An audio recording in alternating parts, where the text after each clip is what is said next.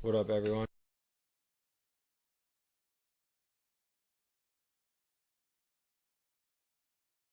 Let's see this video.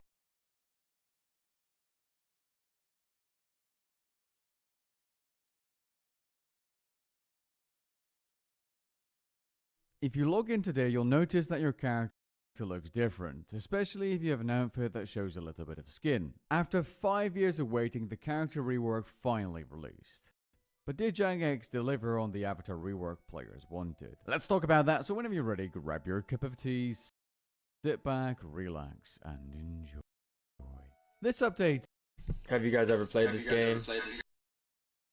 is a long time coming, and I've got to say that straight off the bat, the RuneScape character feels significantly more part of the world than it was before. You feel more updated than the NPCs around you. Well, maybe not that NPC, but your character now looks more updated than the majority of the RuneScape world. And that's a good thing, because before, it was the opposite. The NPCs around you still definitely need to get updated though. Unlike the beta I covered in early May, a large majority of the RuneScape outfits and cosmetics now also fit and align with the new player model or character. This is probably the most important thing, although it is worth noting that not every outfit and every bit of skin has been fully updated yet. It's still a work in progress, but the foundation of the character model rework has been rolled out. This includes the separate chat head model, which now looks significantly better. In fact, if you talk to any of the existing older NPCs, you'll clearly see a big difference between your updated model and their chat head model, which is significantly older. If you go into the customizations menu, you'll be able to adjust your hairstyle, for which Jagex has updated 46 female hairstyles and 37 male hairstyles. In this same interface, you'll notice that there's also a legacy hairstyle section, which Jagex originally planned to remove, but because of feedback, they decided to keep it. These hairstyles are in a sort of limbo until they get fully updated in a future patch, so that you can still use them, but they will be a little bit outdated in terms of visuals, until upgraded of course. And yes, there's also a legacy beard section of course. Jagex not outright removing these hairstyles is a crystal clear example of using beta feedback, listening, and then changing the outcome. So credit where credit is due, Jagex is definitely listening. Overall, I think it's great to see more hairstyles actually finished and part of this release than we initially got to see in the beta. If you really look closely, I would still say that the male model looks proportionally better than the female model in a lot of outfits, but as long as your character still looks and feels like your character with whatever cosmetics you're wearing, and in my case, it definitely still does, then I think it's a success. Ultimately, this will come down to your personal preferences and whatever cosmetics you're using, but I think it's a huge technical upgrade and it's a good foundation for future changes. Looking back at the initial production milestones or goals for the player avatar rework back in 2021, I can definitely say we've reached them. Yes, there are still rough edges, and they know this, but our concern has turned from will the player avatar rework ever release to how quickly will they be updating legacy assets and other patches they've laid out in this post. Are the older NPCs next? I would hope so. We'll see. Let me know how you feel about your character post-character rework in the comments down below. If you enjoyed, leave a like and maybe you consider subscribing. Catch you in the next one. Peace.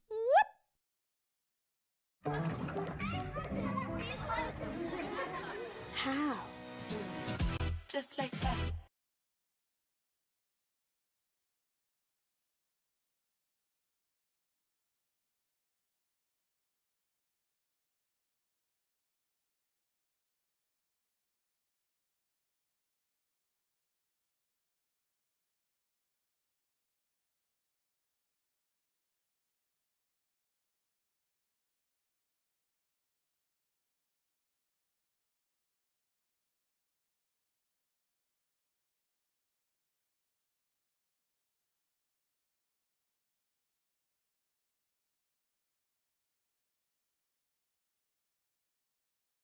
I'm so sick of them. Hey man, y'all better make me look You know, good, man. I better look Keep pretty. worried about looking good. Pull your pants up. That's what you do. I'm sorry, man. That's us.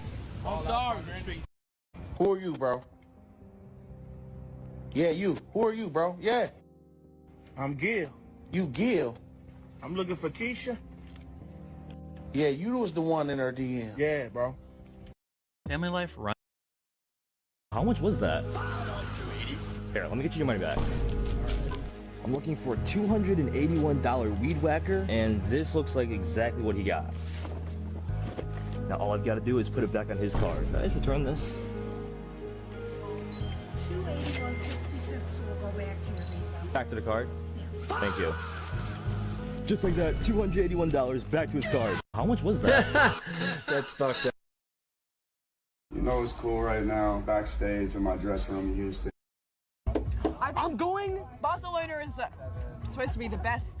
I'm going to the final World Cup game. How do I become part of this? Wait, hold on. Let me actually. Okay, hold on. I think I can. It's our. I tell my little brother to knock you out right now, gang. Stop playing. And then it's gonna be a lot of. You got firearms? Yeah. You got firearms? Do you? Stop playing, bitch ass nigga. I tell my little brother to knock you out right now, gang. Stop playing. And then.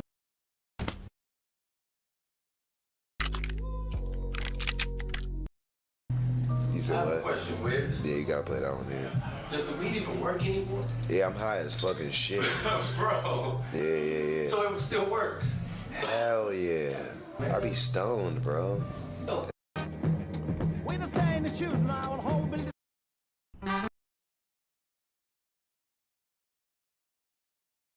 If I have 200 views, I should have 200 likes. Why do y'all act like liking a video is like me asking you to donate a kidney? Y'all want to give these celebrities so much love and praise and affection. They don't know you, gang. They're rich. You're bringing sand to the beach. Truth. You are giving the rich more money. How about you help a brother on the come up? Is it really that hard?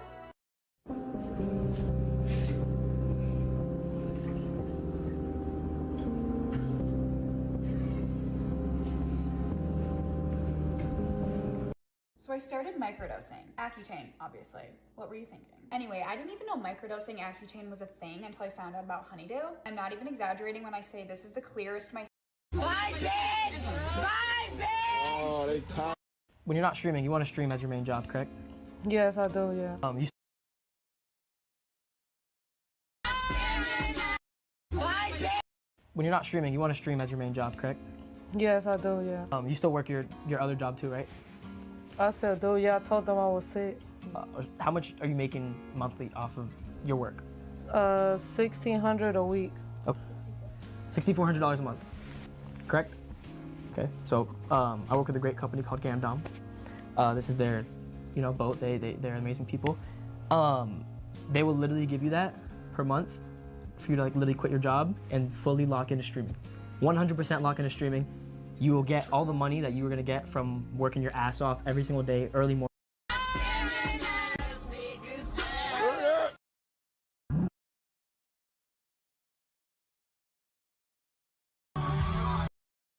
I'm leaving Thursday night.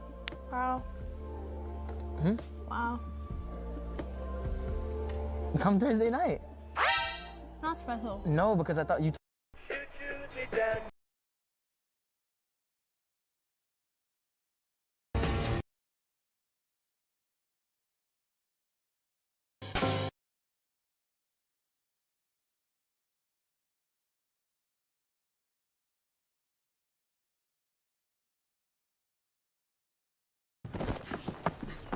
Tumble and save on insurance with Liberty Bibbity. It's bundle. Why am I tumbling? No, I.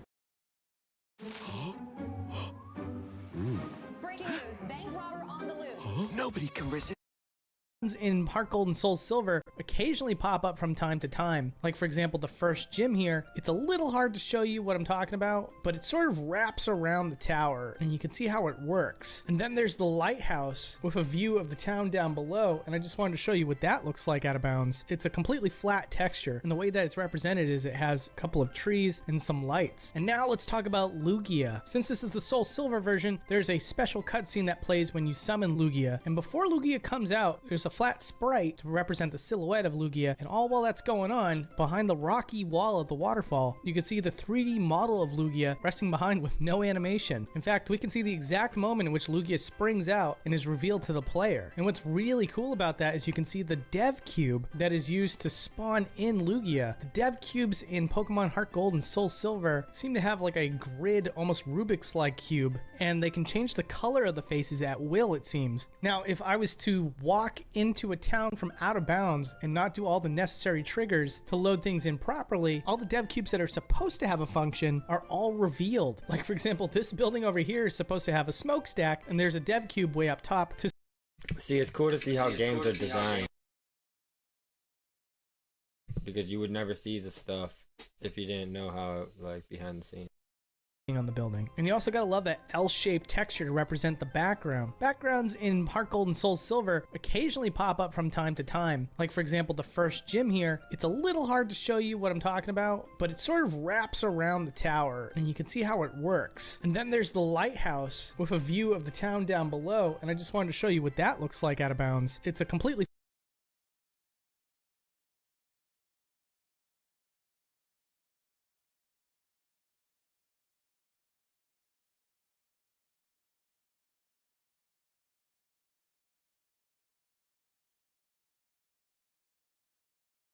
Once you talk to yourself like God, reality stops feeling like a struggle and starts moving in your favor.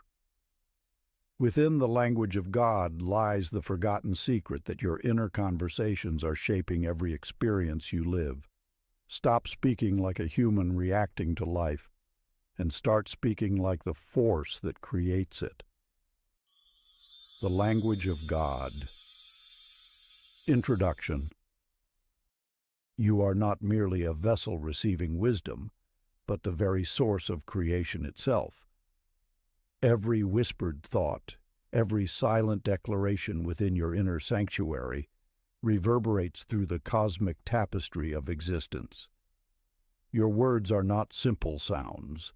They are vibrational commands that shape reality. Consider how your internal dialogue constructs the landscape of your experience. When you speak to yourself with limitation, you inscribe boundaries. When you speak with expansive certainty, you dissolve constraints. This is not metaphor. This is the fundamental mechanism of universal law. Your inner language is a sacred transmission. Each thought is a prayer, each utterance an invocation. The universe does not distinguish between your desperate pleas and your confident declarations. It simply responds to the energetic frequency of your being. You are continuously broadcasting, and reality is your perfect receiver. What you repeatedly tell yourself becomes the blueprint of your manifest experience. Doubt whispers restriction. Certainty thunders possibility. The divine within you does not negotiate with fear. It simply knows. When you align your inner speech with the language of creation, miraculous transformation becomes not an aspiration, but an inevitability. This is not about positive thinking. This is about truthful being. You are not attempting to manipulate reality, but to remember your intrinsic creative power. The law of attraction is not a technique to acquire. It is a natural principle you are already executing with every breath. Your words are seeds. Some germinate shadows, others bloom light. Choose consciously. Speak internally as the infinite being you truly are. Not as a limited human hoping for grace, but as grace itself expressing through human experience. Some of what I share in these readings touches metaphysical laws that cannot be fully revealed in a single video. If you are ready for the deeper current, the knowledge reserved for those who truly seek, I've placed it inside our free newsletter, The Hidden Collection. Subscribe now, and you'll also receive a free copy of the Kybalion, the ancient text where these metaphysical laws were first written down. available for a limited time only. Part 1. The Remembering. Chapter 1. The Voice That Builds Worlds. In a small cottage nestled between whispering pines, little Eloise Cranberry stood before her mirror, watching her reflection with curious eyes. She was learning something extraordinary, that the words spoken in the quiet chambers of her heart held a magic far more potent than mere sound. Some mornings, when Eloise would murmur gentle affirmations, "I am brave, I am loved," her day would unfold like a graceful dance. Sunlight seemed to follow her, challenges dissolved effortlessly, and her spirit danced with an inner radiance. Other days, when doubt crept into her whispers, "I'm not good enough. Nothing ever works out," the world would turn gray, obstacles would multiply, and her spirit would shrink. You are witnessing the profound truth of inner language. Your words are not simply sounds floating into empty space. They are the raw material from which your life forms itself. Each utterance carries a vibration, a frequency that resonates through the invisible fabric of existence. When you speak with divine confidence, you are not merely hoping, you are creating. Imagine your words as seeds planted in the fertile soil of consciousness. Some seeds grow thorny brambles of limitation, while others bloom into expansive gardens of possibility. The choice of seed, the tone, the belief, the underlying energy, determines the landscape of your experience. The universe does not comprehend your wishes or wants. It understands only your vibration. When you speak with uncertainty, it reflects uncertainty. When you declare with unwavering certainty, it responds with miraculous alignment. Your inner speech is a sacred dialogue, a creative act of continuous manifestation. Later, Nolan Whitaker would learn this lesson profoundly. Trapped in a cycle of financial struggle, he discovered that his constant complaints about scarcity were not descriptions of his reality. They were invocations of more lack. Only when he began to speak gently to his soul, blessing his current state and affirming abundance, did prosperity begin to flow. The divine never begs. The divine declares, and you are that divine essence, expressing itself through human experience. Practice. Let your internal monologue sound like gratitude already fulfilled. Observe each phrase as a seed waiting to bloom. Replace every self-criticism with language that affirms your divine authorship. Speak to yourself as the infinite being you truly are, not a fragile human hoping for grace, but grace itself expressing through your momentary human experience. Chapter 2. The Reality of Thought Spoken Aloud. In the quiet corners of her modest home, Rosie Farnsworth discovered a truth that would forever alter her relationship with healing. For years she had spoken about her fragile health with the same defeated tone one might use to describe an inevitable storm. "I'm always tired," she would whisper to herself. "My body never cooperates." And indeed, her body listened with remarkable precision, manifesting exactly what she declared. The universe is not a distant, disconnected force. It is a responsive field of energy that vibrates in perfect harmony with your internal dialogue. Your words are not mere sounds. They are creative commands that shape the very fabric of your existence. When Rosie began to understand this sacred principle,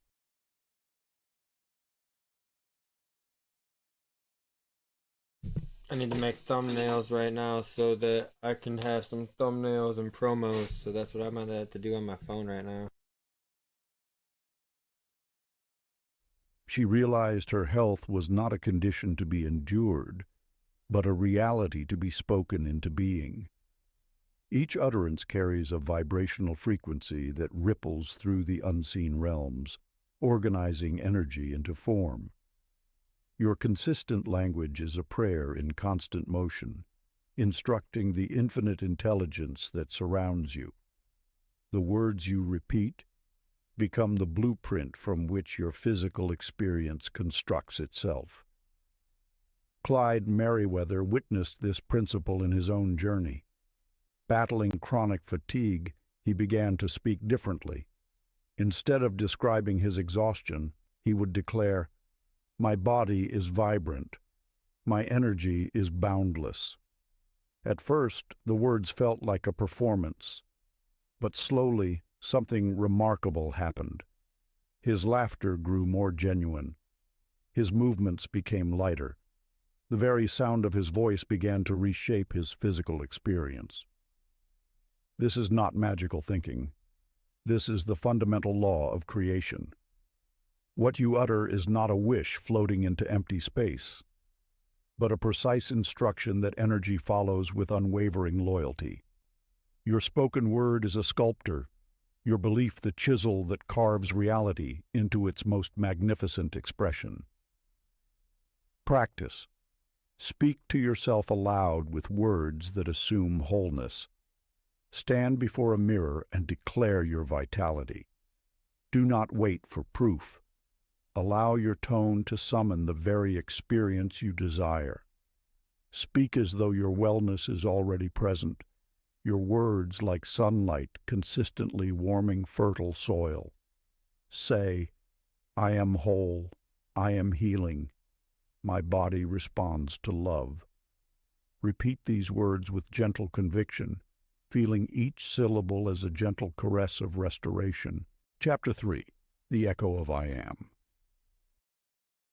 You stand at the threshold of transformation, where every utterance carries the power to reshape your entire existence. The words I am are not mere sounds, but sacred invocations that summon universes into being. Clara Prescott's mornings were a testament to the unconscious magic of language. Each dawn, she would exhale her weariness, declaring, "I am so tired," unaware that the universe listened with absolute fidelity. Her words were not descriptions, but commands, precise instructions for her reality to manifest exhaustion. The great mind reveals a fundamental truth. I am represents the most potent creative statement in existence. These two words are not descriptive, but generative. They are not reflections of current circumstances, but the blueprints through which circumstances are constructed. When you speak, I am, you are not reporting, you are creating. Imagine your words as living energies, each syllable a brushstroke painting the canvas of your experience. Every time you prefix a statement with I am, you are signing a cosmic contract with reality itself.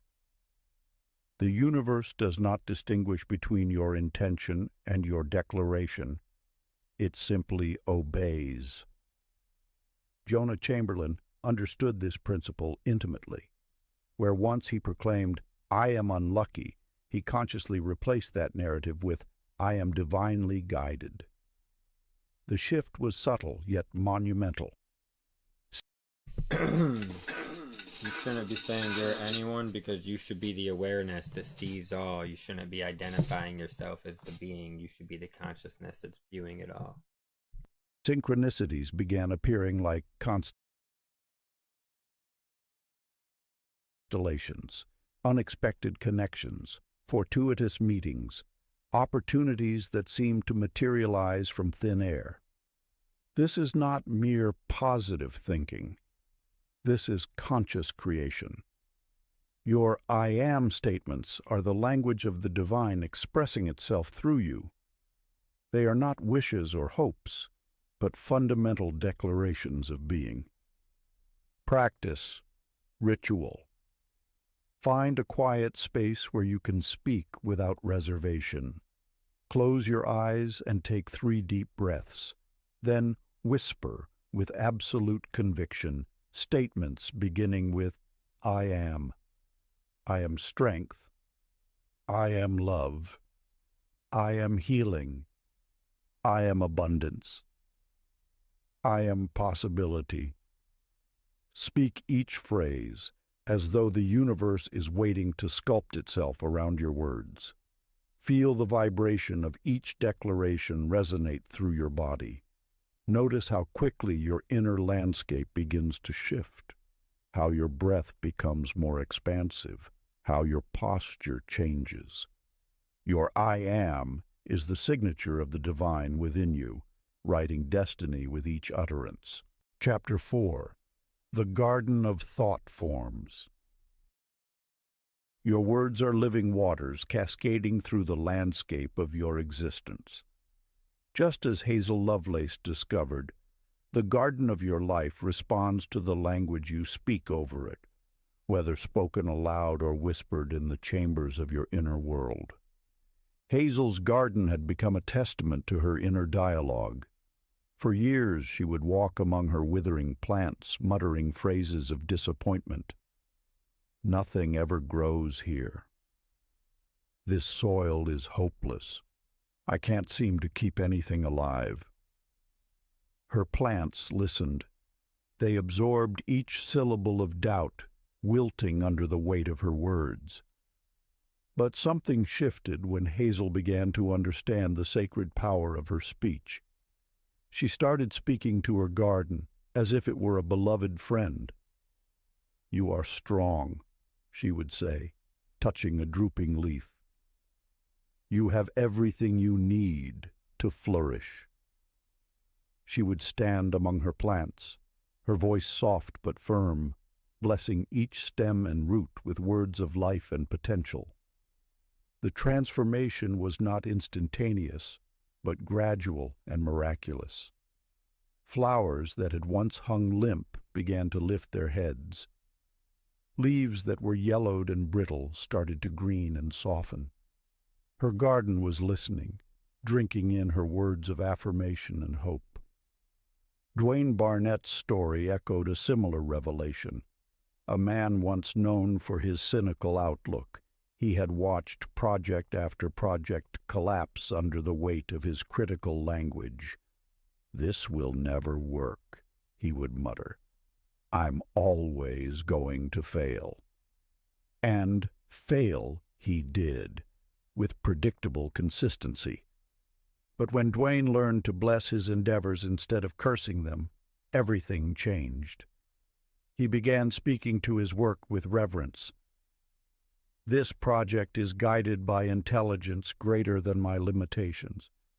Every challenge is an opportunity for growth."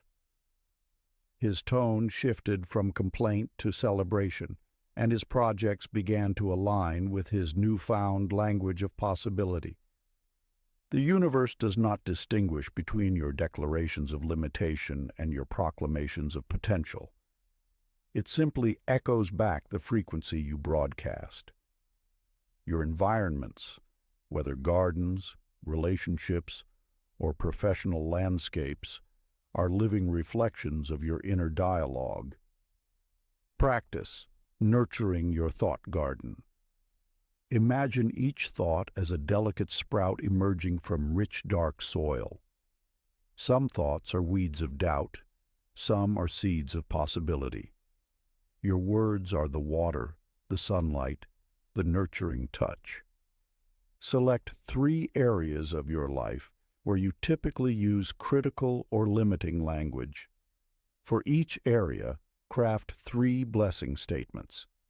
Speak these statements aloud daily, as if you are tending a sacred garden. Speak to your projects, your body, your relationships with the tender care of a master gardener, who knows that every whispered word of compassion is a drop of life-giving water. Chapter 5. The Frequency of Certainty. The whispers of the universe often arrive as quiet revelations, waiting for those willing to listen. You stand at the threshold of understanding how your inner dialogue shapes the landscape of your existence, much like a gardener whose words can nurture or wither the most delicate of seeds. Millie Kavanaugh knew fear as an old companion, a persistent shadow that had followed her through years of hesitation and self-doubt. Her life had been a careful dance of avoidance, each step measured by the weight of potential failure. But on one extraordinary morning, something within her shifted, a subtle yet profound transformation that would rewrite her entire narrative. "All directions lead to my good," she spoke aloud, her voice steady and sure. The words hung in the air, charged with an unexpected certainty. In that moment, something miraculous occurred. Her fear began to dissolve, not gradually, but with the swiftness of morning mist burning away under bright sunlight. The universal law revealed itself through her declaration. Divine speech carries an inherent power of absolute certainty. When you speak without wavering, without the trembling uncertainty that often accompanies human doubt, you create a vibrational frequency that the universe cannot help but answer. Hesitation is the great manifestation killer. It introduces pause where momentum should flow. Gus Abernathy's story echoed this truth. Facing a crossroads of uncertainty, he chose to affirm guidance rather than succumb to confusion. "I am divinely directed," he would tell himself, not as a wishful prayer, but as an unshakable statement of truth. Opportunities began to appear, seemingly from nowhere, precisely aligned with his inner conviction. The interpretation is clear. Your language is not merely a description of reality, but the very instrument through which reality takes shape. When you speak with the authority of the divine, without pleading, without doubt, you become the architect of your own unfolding story. This is not about magical thinking, but about understanding the profound connection between your inner dialogue and the external world. Each word you utter is a creative force, each declaration a brushstroke on the canvas of your experience. Practice speaking inner certainties out loud as if destiny already nodded yes, relaxing into each word until confidence hums through every cell like a quiet miracle. Chapter 6. The Divine Tone Within Silence. You have been listening for guidance, searching for divine direction in the clamor of thoughts and external noise. But true wisdom whispers from the quiet spaces between your breaths, from the silent realm where creation breathes before manifestation. Phoebe Winthrop understood this truth intimately. Each morning she would sit in her sunlit alcove, hands folded, breath soft, waiting. Not waiting in desperation, but in expectant stillness, a receptive vessel for universal intelligence.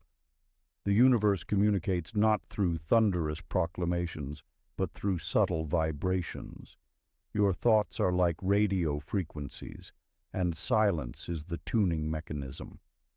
When you quiet the mind, you align with a higher resonance, the frequency of pure potential. Lionel Pritchard discovered this principle through an unexpected journey. A businessman consumed by stress and constant motion, he initially believed productivity meant perpetual action. Yet, when forced by an unexpected illness to slow down, he learned the transformative power of inner silence. During his recovery, Lionel began practicing stillness, not as a passive state, but as an active attunement. He would sit and simply breathe, allowing tranquility to settle into his cells. Gradually, the chaos surrounding him, demanding clients, complex projects, familial tensions, began to reorganize itself. The outer world is a reflection of your inner landscape. When you cultivate peace within, external circumstances cannot help but harmonize. This is not magical thinking, but the fundamental law of resonance. Your vibration speaks louder than words, broadcasting a frequency that restructures reality. Divine communication happens first in feeling, then in thought, and lastly in language. You are constantly being guided, but most miss the subtle nudges, because they are listening with their minds instead of sensing with their entire being. Silence is not empty. It is pregnant with possibility. In the quiet moments, you are closest to the source of creation, where all potential exists simultaneously. Here, before thought crystallizes into form, you have the power to shape your experience. Practice pausing between thoughts to sense the resonance of peace, letting silence pronounce your well-being long before language shapes it into sound. Chapter 7. The Agreement of Light. In the quiet depths of your inner landscape, there lies a power more potent than argument, a language of pure acceptance that transforms resistance into grace. You have been taught to fight, to push against the currents of life, believing that struggle is the path to transformation. But what if surrender is your truest strength? Sadie Whitcomb knew this battle well.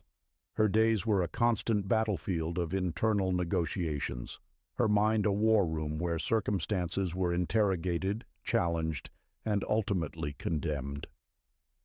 Each morning she would wake and inventory her complaints.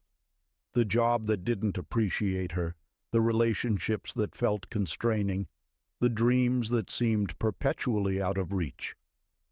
Until one luminous moment she discovered that arguing with life was like attempting to reshape water with clenched fists. The universe, in its infinite wisdom, does not respond to force. It responds to alignment. When you argue with your current reality, you bind yourself to the very condition you wish to change. Your resistance becomes a wall, blocking the very energy of transformation. Each complaint is an anchor, each criticism a chain that keeps you tethered to the very experience you seek to escape. The divine language of acceptance is not passive submission, but active cooperation. It is a radical statement of trust, a recognition that the intelligence organizing your universe is far more sophisticated than your limited perspective. Finnegan Myers. Dorsey embodied this principle with remarkable grace. Where others saw obstacles, he saw opportunities. When challenges arose, instead of mounting a defensive strategy, he would softly affirm, "All is working for me." This was not naive optimism, but a profound understanding that the universe responds to your fundamental tone. His internal agreement created a magnetic field of possibility. Troubles that once seemed insurmountable began to dissolve, not through struggle, but through a gentle, persistent alignment with good. The moment he stopped fighting and started agreeing, life's energy began to flow through him with unprecedented ease. This is the secret of divine agreement. It multiplies favor. When you learn to say yes to life, not with resignation, but with an open heart, you become a conduit for miraculous transformation. Practice mentally agreeing with light by affirming unity with good. allowing your heart to soften into faith until peace becomes your language of choice. Chapter 8: The Command of Joy.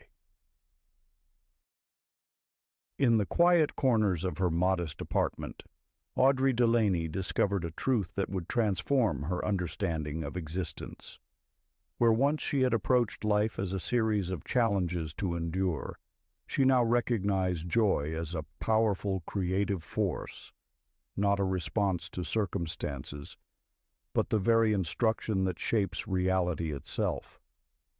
The universe whispers its greatest secrets to those who listen with a heart attuned to delight.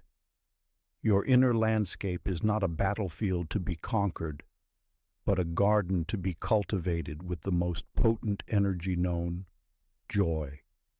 When you speak from a place of genuine happiness, you are not merely reacting to the world, you are commanding it. Imagine joy as a language more fundamental than words. It is the vibration that precedes manifestation, the frequency that instructs atoms to dance into form. Your cells are listening, always listening, to the tone of your inner dialogue. They do not understand struggle or complaint. They respond only to the clear, resonant signal of happiness. Lawrence O'Malley understood this principle intimately. Once trapped in a cycle of perpetual frustration, he began to intentionally cultivate joy, not as a forced performance, but as a genuine reconnection with the lightness of being. He discovered that when he spoke to himself and his circumstances with genuine delight, the world around him began to shift. The interpretation is profound, yet simple. Laughter is a divine decree. When you laugh, truly laugh, from the depths of your being, you are issuing a command to the universe.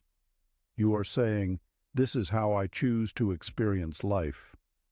Your joy becomes an instruction manual for reality, telling atoms and energies how to organize themselves. This is not about toxic positivity or denying challenges. It is about recognizing your fundamental creative power. Joy is not the absence of difficulty. It is the presence of creative potential. It is the understanding that you can meet any moment with the energy of possibility, with the knowledge that your inner state is more powerful than external circumstances. Your happiness is not a luxury. It is a spiritual technology. It is the most sophisticated tool you possess for transforming your experience. When you speak with joy, you are not merely hoping or wishing, you are commanding. You are aligning yourself with the creative principle of the universe. Practice speaking with smiles, training cells to respond as servants of happiness, until you discover reality listens best when the voice carries joy's rhythm. Chapter 9: The Authority of Compassion. In the quiet corners of her modest apartment, Beatrice Holloway had long been a prisoner of her own sorrowful narrative. Her words were chains, each syllable of self-pity another link binding her to a reality of limitation and pain. She would whisper to her reflection, "Nothing ever goes right for me," and the universe, ever obedient, would arrange circumstances to confirm her bleak prophecy. But something shifted the day she understood that her words were not merely sounds, but commands, potent instructions that shaped the very fabric of her existence. The moment of awakening came not through grand revelation, but through a subtle recognition. Every time she spoke of her struggles, she was actually instructing her life to remain struggling. Your inner dialogue is the blueprint of your reality. When you speak from a place of victimhood, you consecrate powerlessness. But when you speak from the authority of compassion, not as a weak consolation, but as a powerful healing force, you invoke transformation. Consider Travis Pennington, who discovered this profound truth. When faced with criticism that once would have crushed his spirit, he learned to bless those who spoke against him. Instead of defending, justifying, or retaliating, he would internally respond with, "May you find peace. May you be understood. May your heart be free." This was not passive acceptance, but active spiritual alchemy. By refusing to engage with negativity on its own terms, Travis transmuted potential conflict into an opportunity for growth. His critics, expecting resistance, found themselves disarmed by his compassionate response. Gradually, the very environments that once seemed hostile began to reflect the grace he consistently projected. The universe responds not to your complaints, but to the vibration of your inner speech. Compassion is not soft.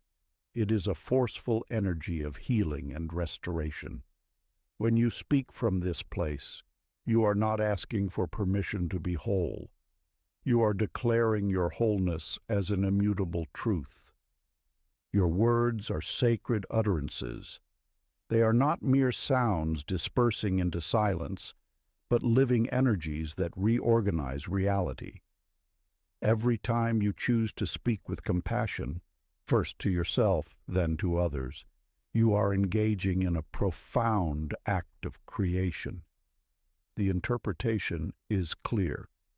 Love, when spoken with conviction, is not a request. It is law. It restructures, realigns, and regenerates whatever it touches. Practice addressing yourself and others in the language of compassion's strength, allowing kindness to sound like certainty that goodness always prevails. Chapter 10. The Mirror of Listening. In the soft morning light, Dottie Flannery discovered something profound about prayer, a truth that had eluded her for decades. Her prayers had always been a torrent of words, a relentless cascade of requests and demands hurled toward the heavens. Yet in all her speaking, she had never truly listened. The universe whispers, but it does not shout. It communicates through subtle vibrations, through the quiet spaces between thoughts, through the gentle nudges of intuition that most souls overlook. Dottie had been so consumed with her own voice that she had forgotten the sacred art of receiving. Her transformation began not with a grand revelation, but with a moment of unexpected stillness. She noticed how her continuous talking, both to the divine and to herself, created a wall of noise that blocked any potential response. Every prayer was a monologue, never a dialogue. The spiritual core of this lesson reveals that true communication transcends words. Receptivity is not weakness. It is the most powerful form of divine engagement. When you pause and create space for listening, you open channels of guidance more precise than any intellectual reasoning. Hugo Merriman's journey illuminated this principle beautifully. A former corporate strategist accustomed to controlling every outcome, he began practicing deep listening. At first, it felt uncomfortable, like sitting in silence when everyone else was speaking. But gradually, he discovered something extraordinary. His intuitive guidance began to speak, not in grand proclamations, but in quiet, mathematical precision. Insights would arrive fully formed, solutions would emerge without struggle, and his decisions became infused with a clarity that defied logical explanation. The interpretation is clear. God language is not just about speaking, but about creating a sacred space of receptive silence. Before every response, there must be a profound listening. Your divine mind knows infinitely more than your limited consciousness can comprehend. This listening is an active state, not passive waiting, but a dynamic openness. It requires releasing the need to control, to understand immediately, to fill every moment with noise. True wisdom arrives when you create the spaciousness for it to emerge. You are not just a speaker in the universe's grand conversation, you are also a receiver. Your ability to listen determines the quality of guidance you can access. When you merge listening with creation, you transform from a demander of miracles to a channel of divine intelligence. Practice pausing mid-thought and asking your divine mind to reveal its quiet wisdom. Then respond from clarity instead of reaction, merging listening with creation. Beneath every teaching on this channel runs a deeper metaphysical current, the unseen laws that shape reality itself. For those whose awareness is ready to receive it, I've gathered the deeper layer inside our free newsletter, The Hidden Collection. Join now and you'll also receive a free copy of the Kybalion, the original text that revealed these metaphysical laws to the world. Limited time only. Part 2, The Reclaiming. Chapter 11, The Word That Heals. In the quiet corners of her healing journey, Ivy Dandridge discovered a language that transformed pain into possibility. Her body had long been a landscape of unspoken sorrows, carrying whispers of past hurts like ancient shadows. But something shifted when she began to speak to her pain not as an enemy, but as a misunderstood companion yearning for understanding.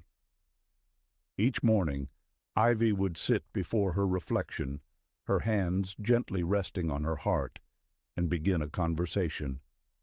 "I hear you," she would say softly. "I understand that you are trying to protect me. You are not my weakness, but a part of my wisdom waiting to be understood." Her words were not mere platitudes, but a sacred dialogue with the intelligence residing within her cells. The universe listens in vibrations, not words, and Ivy's vibration was changing.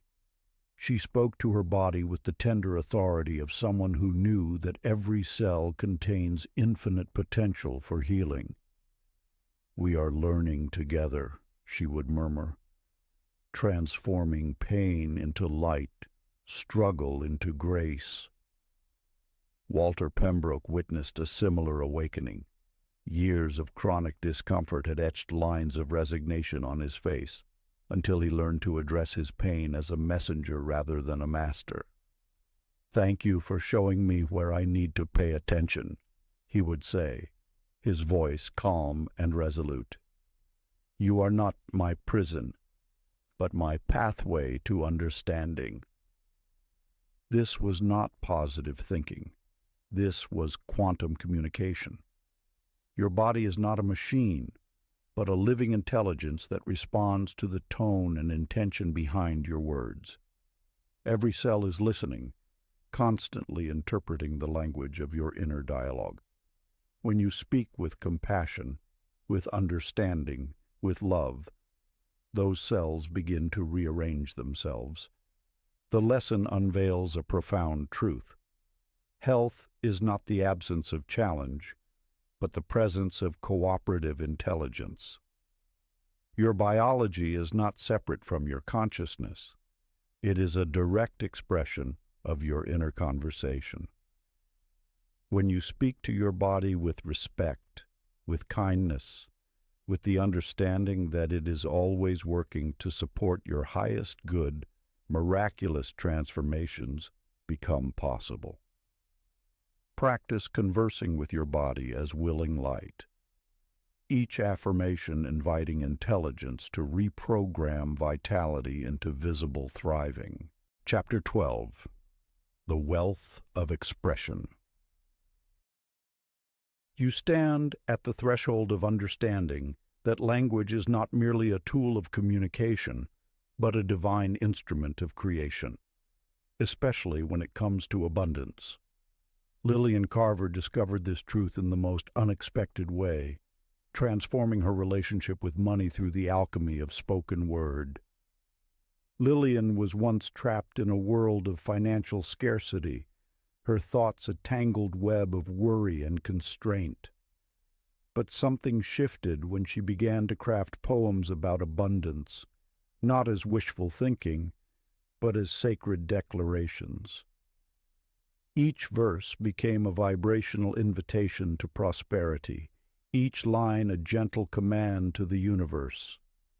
Her poems were not desperate pleas, but rhythmic celebrations of sufficiency. "Wealth flows like rivers," she would write. "Abundance streams through open hands." She spoke these words not with hope, but with the certainty of one who knows the universe listens and responds to every utterance. Franklin Godfrey walked a similar path, where once he dreaded paying bills, viewing them as painful extractions, he began to bless each transaction.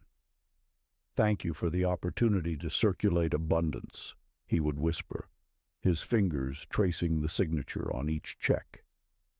His gratitude transformed financial exchanges from transactions of lack to ceremonies of generosity. The universal law revealed itself through their experiences. Your language of money is not about the amount, but the energy behind the words. Scarcity speaks in tones of fear and limitation. Abundance speaks in tones of celebration and flow. When you speak of wealth, speak as though it is already present, not as a future possibility, but as a current reality. Your words are not requests, but declarations. They are not hopes, but instructions to the energy that surrounds and responds to you. The divine does not understand lack, only abundance. When you speak from this understanding, your words become portals through which prosperity can enter your experience. Each blessed bill, each grateful acknowledgement of financial movement, becomes a bridge between the unseen realm of potential and the visible world of manifestation. Practice speaking words of wealth without attachment, letting them ring simply as worship of sufficiency until your world hums with effortless provision. Chapter 13. The Faith That Speaks First. In the quiet sanctuary of her modest apartment, Pearl Winslow watched opportunity pass like distant clouds, always waiting for some external confirmation before daring to speak her heart's true longing. Her whispers were tentative, her declarations hesitant, each word measured and controlled, never truly believing they could reshape her reality. The universe listens not to your careful considerations, but to the boldness of your spoken truth. Your words are not mere sounds floating into emptiness, but vibrational commands that organize energy around your deepest intentions. Martin Beauchamp understood this sacred principle differently. Where Pearl waited, he declared. Where she hesitated, he proclaimed.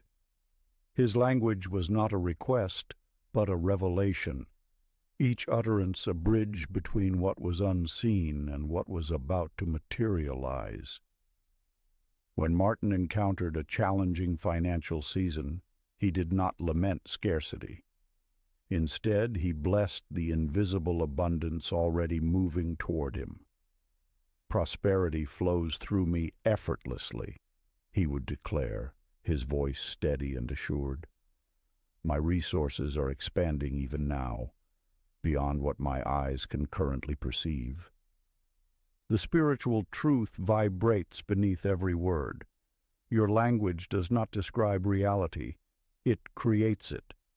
Each pronounced blessing is an energetic blueprint, instructing the quantum field to organize itself around your most confident declarations. Pearl watched Martin's approach with a mixture of skepticism and emerging wonder.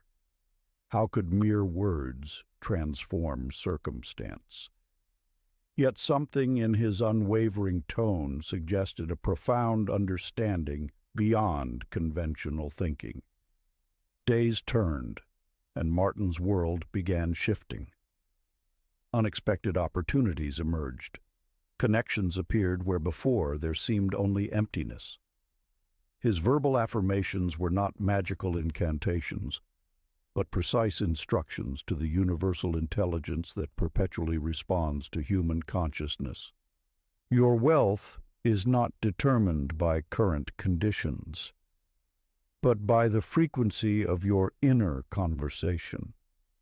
When you speak of abundance as a present reality rather than a future possibility, you activate a transformative energy that reorganizes your entire experience. Practice blessing your future aloud as a completed fact, feeling its reality settle now until confidence becomes your native dialect. Chapter 14. The Blessing, Hidden in Conflict. In the quiet chambers of your inner landscape, every conflict whispers a hidden melody of transformation. You stand at the threshold of understanding that what appears as struggle is merely unspoken creation seeking graceful expression. June Whittier knew this battle intimately. For years, she had wrestled with her corporate supervisor, her words sharp as steel, her frustration a constant companion. Each meeting became a battlefield of unresolved tensions, her spirit growing weary from the constant resistance. One extraordinary morning, something shifted within her. She realized that her arguments were not about winning, but about revealing an unacknowledged desire for harmony, respect, and recognition.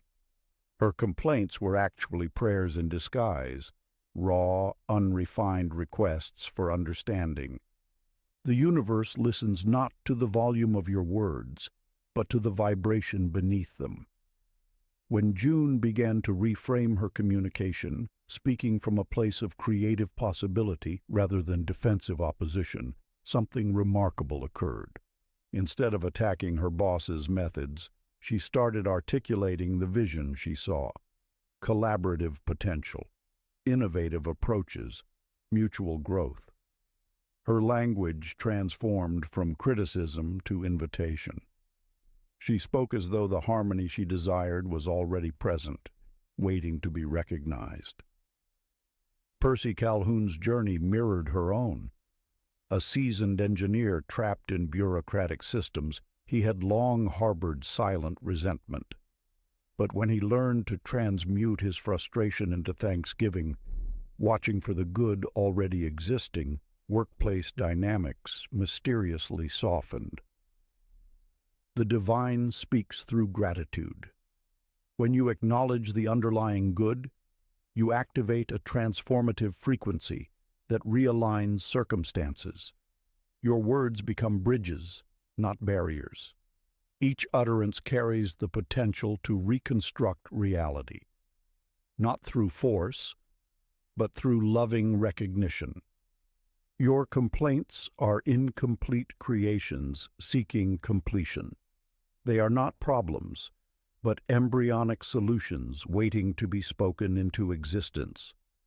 Every frustration contains within it the seeds of its own resolution, waiting for the precise language of grace to germinate. Practice converting every complaint into a spoken blessing that assumes resolution, letting gratitude replace irritation in real time. When tension rises, pause. Take a breath. Ask yourself, what blessing am I truly seeking? Then speak that blessing aloud, as though it is already your lived reality. Whisper words of thanksgiving where criticism once lived. Transform "this isn't working" into "we are discovering an elegant solution together." Replace "I'm frustrated" with "I trust in our collective wisdom to navigate this beautifully." Your language is the alchemical tool that transforms lead into gold, conflict into harmony, separation into unity. Chapter 15. The Resonance of Forgiveness. In the quiet chambers of your inner landscape, where memories collect like dust-laden tapestries, there lies a powerful alchemy waiting to be awakened. You have carried wounds, some ancient as mountains, others fresh as morning dew, each a fragment of unresolved energy that whispers its story through your cells. Flora Huntington knew this terrain intimately. Her bitterness had become a constant companion, a static noise that hummed beneath her conversations, her relationships, her very breath. It was a frequency of pain that seemed to replay endlessly, like a worn record skipping on its most discordant groove. But one transformative moment, she discovered the sacred art of whispered absolution. In a breath so tender it could barely be heard, she spoke forgiveness, first to herself, then to those who had wounded her. And in that instant, something extraordinary occurred. The static dissolved, replaced by a profound, resonant silence. The universal law revealed itself. Forgiveness is not merely an emotional act, but a frequency correction. When you speak pardoning words, you are literally realigning the energetic channels of your existence. Each syllable of forgiveness is a quantum recalibration, reshaping the very template of your experience. Milton Redding understood this principle viscerally. Burdened by years of self-recrimination, he began speaking forgiveness aloud, not as a weak surrender, but as a powerful declaration of liberation. "I forgive myself completely," he would say, his voice steady and clear. Miraculously, as he spoke these words, opportunities that had long been dormant began to resurrect themselves. This is the profound truth. Forgiveness is not about condoning past actions, but about freeing yourself from their energetic grip. When you forgive, you are not diminishing the significance of what occurred, but you are reclaiming your creative power. You are saying to the universe, "I choose to no longer be defined by this experience." The interpretation is clear. Forgiveness literally retunes your manifestation channels. It is a vibrational reset, clearing the interference that blocks your natural state of abundance, peace, and potential. Your practice, then, becomes a sacred ritual of release. Approach forgiveness as a full-bodied declaration of freedom. Let the words flow not just through your mind, but through every cell, every muscle, every breath. Feel the dense energy of resentment slowly dissolve, replaced by a lightness that feels almost ethereal. Close your eyes. Breathe deeply.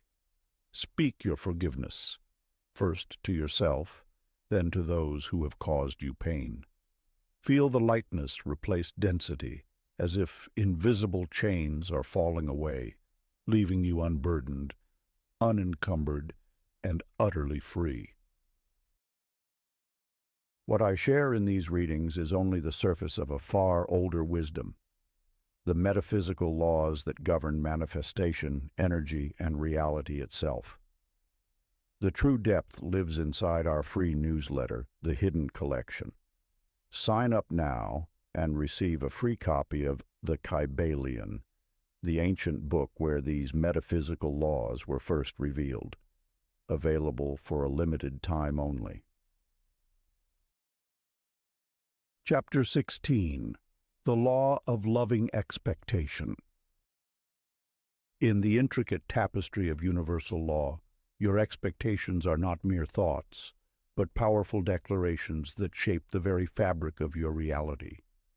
You stand at the threshold of creation, your anticipation, a paintbrush that colors the canvas of your experience before the first stroke touches the surface.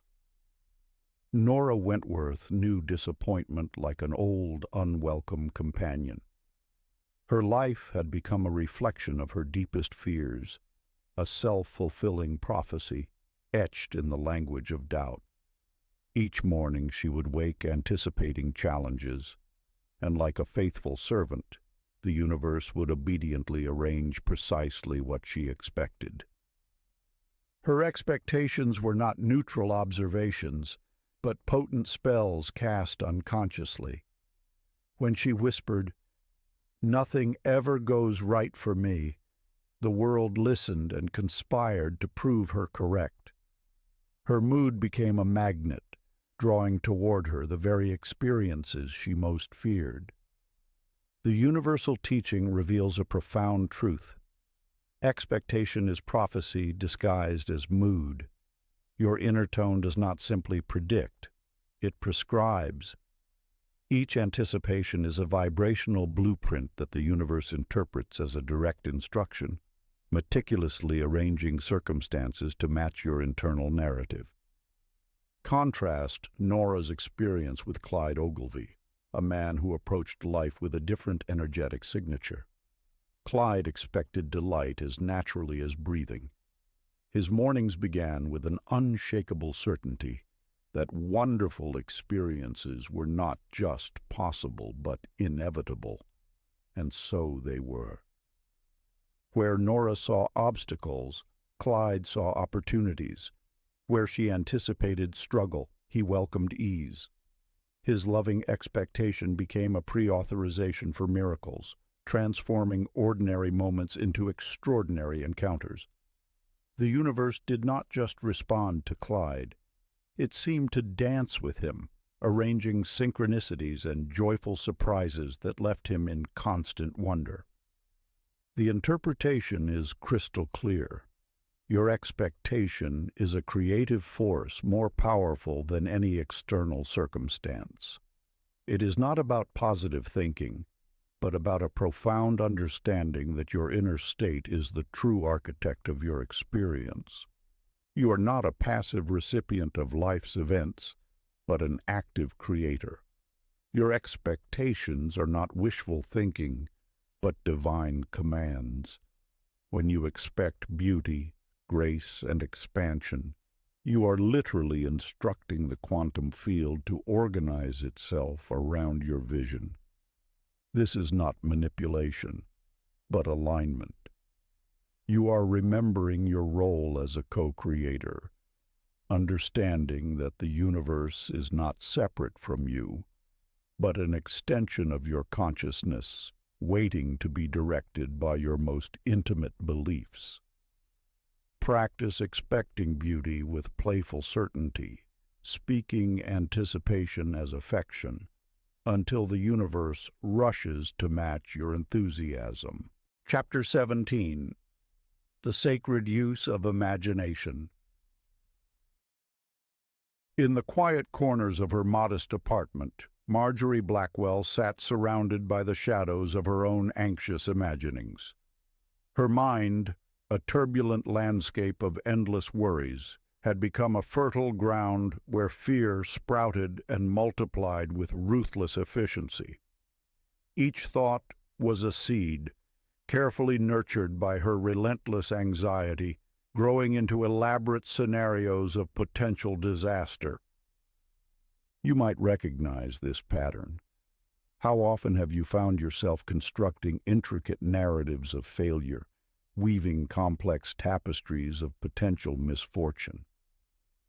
Your imagination, that sacred creative chamber within, is not meant to be a workshop of worry, but a divine laboratory of manifestation.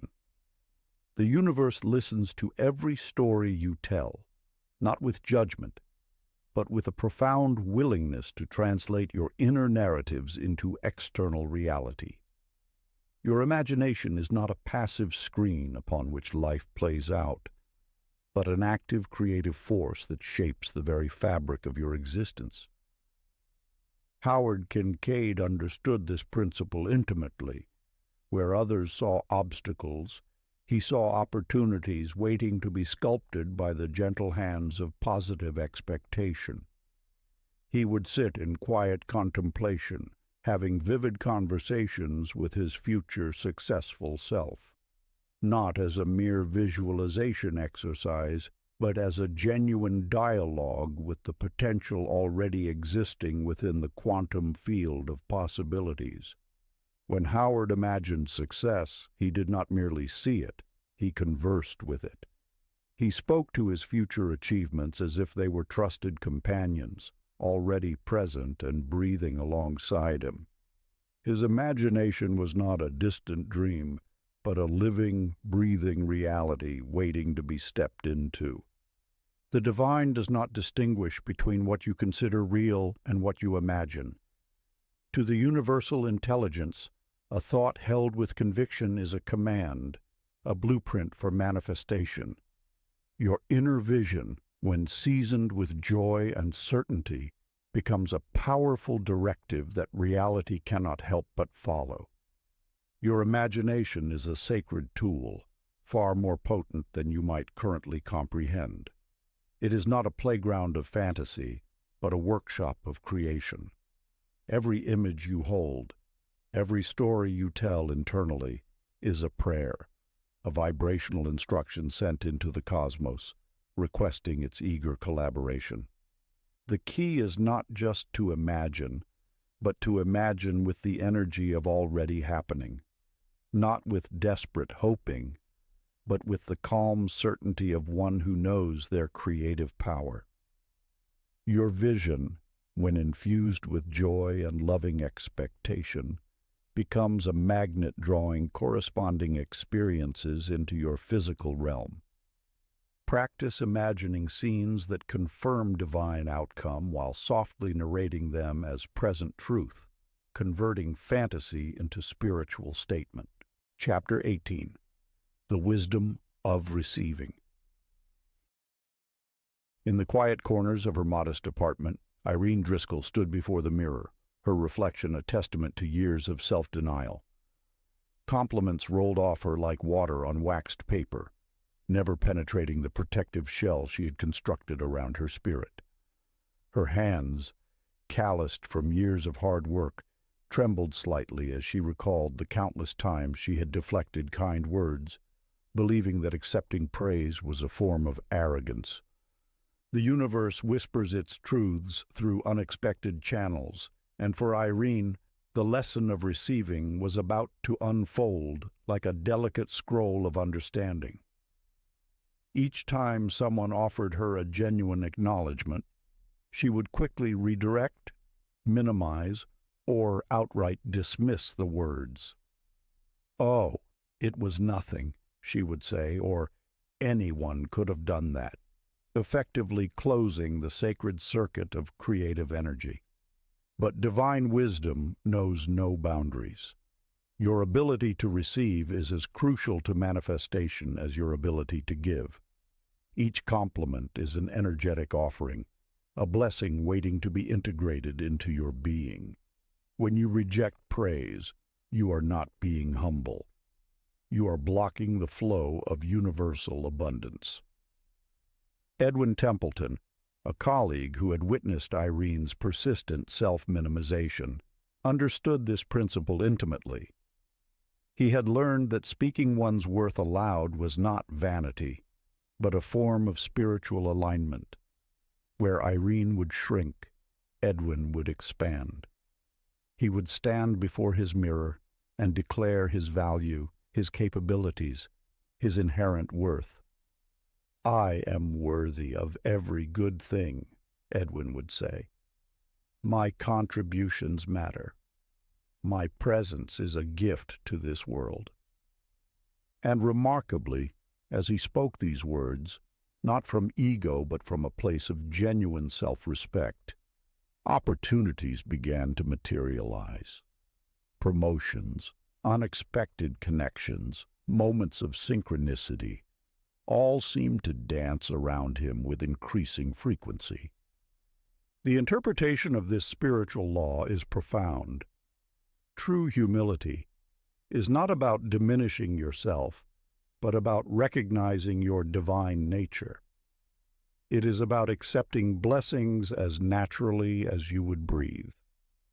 When you close yourself to praise, you close yourself to growth.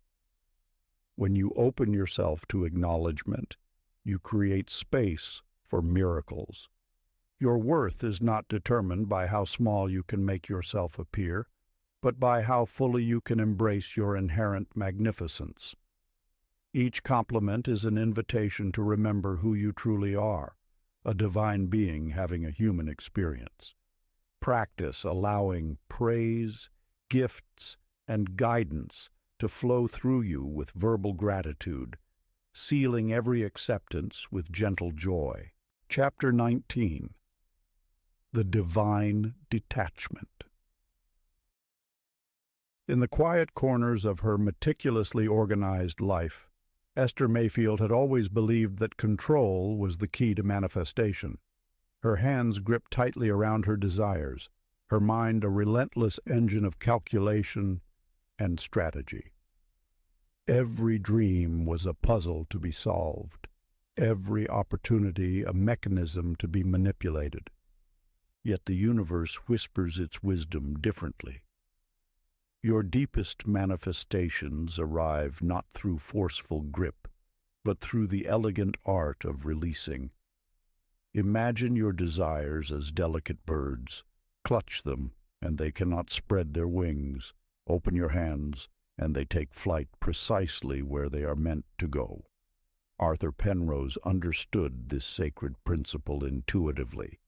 Where others strategized, he simply spoke his truth and then surrendered. His words were not demands, but declarations, uttered with a calm certainty that required no further argument from the universe. When Arthur desired a significant business opportunity, he did not spend weeks plotting every potential pathway. He spoke his intention clearly. I am aligned with my most expansive professional journey, and then stepped back. He did not chase, manipulate, or anxiously monitor. He trusted. The universe responds to the frequency of your inner state, not the volume of your external efforts. Your most powerful manifestations emerge from a place of serene knowing, where desire meets absolute faith. Detachment is not indifference. It is the highest form of confidence. For Esther, this Protein was a shake, radical reimagining. brownies, some Reese's, Her threw the lifetime food in of the oven right strategic now. maneuvering About to make a began to sandwich, dissolve, chicken replaced sandwich, by a so- more elegant approach. And we're going to do a little workout. She learned that true manifestation is not about controlling every detail, but about declaring your truth and allowing space for miraculous unfolding. The interpretation reveals a profound spiritual law. Once you have spoken your intention, silence becomes your most potent prayer. Your words are the seed, but trust is the soil that allows miraculous growth. Practice releasing desire with language of knowing, saying, "It is done," until peace replaces grasping. Chapter 20. The Choice to Praise. Gladys Ellington stood at her window, watching thunderclouds gather with an intensity that would have once filled her with dread. But something within her had changed, a profound understanding that her inner language could reshape the very atmosphere around her. The storms of life had always been Gladys's greatest challenge. Where others saw darkness, she had learned to see opportunity. Her transformation began on a day much like this, when rain lashed against her window panes and wind howled with seemingly destructive intent. In that moment, instead of cowering, Gladys began to speak. "I praise this rain that nourishes the earth," she whispered. "I bless these winds that clear away what no longer serves." Her words were not a denial of the storm, but a recognition of its deeper purpose. The universe listens to those who speak with reverence. Your words are not merely sounds, but vibrations that dance with the very fabric of reality. When you praise, you elevate your consciousness beyond the immediate circumstance, transforming perception itself. Wesley Trumbull had discovered this truth in his own journey. Once a man who saw obstacles everywhere, he realized that complaining was a form of imprisonment. Each negative word was a bar in the cell of limitation. But praise was the key that unlocked every door. When Wesley began to bless his challenges, something miraculous occurred. The very situations that once seemed insurmountable began to shift.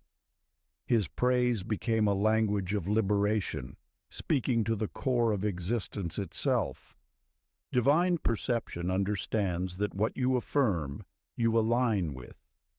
Praise is not about ignoring difficulties, but about recognizing the underlying perfection that exists beneath surface appearances.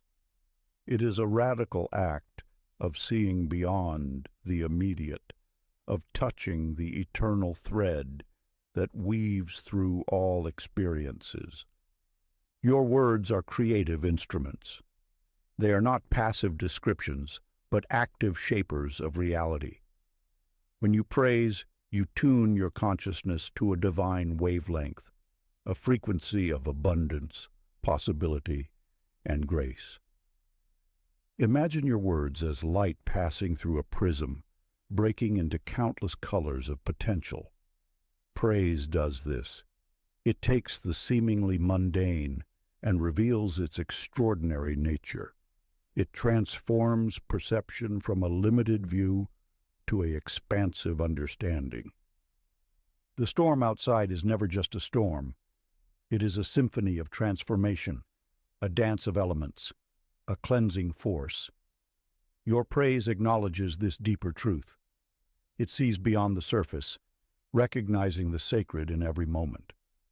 Practice daily praise of all things seen and unseen, letting your words become windows where divinity shines through ordinary hours. Part 3. The Becoming.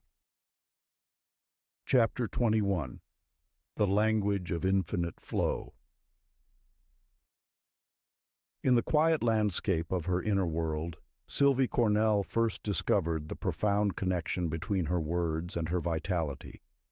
Each time she muttered phrases of limitation, "I never have enough," or "money is always tight," she could feel her energetic boundaries constricting, like a river suddenly forced through a narrow channel. The universe listens with exquisite precision to the language of your inner dialogue. When you speak from a place of scarcity, you are not merely describing a condition.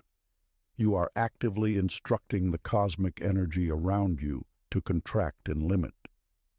Your words are not passive observations, but active commands that shape the very fabric of your experience. Rupert Haskins understood this truth when he began to deliberately reshape his internal narrative. Instead of lamenting what was missing, he started affirming, "Life flows through me easily." At first, these words felt like a distant melody, unfamiliar and almost uncomfortable. But with consistent repetition, something remarkable began to occur. Synchronicities started emerging around him like delicate threads weaving a new tapestry of possibility. Unexpected opportunities appeared, resources arrived without struggle, and connections formed with an effortless grace that seemed to defy his previous understanding of how life worked. The interpretation of this phenomenon is simple yet profound. Flow is not something that happens to you, but something you grant permission for through your language.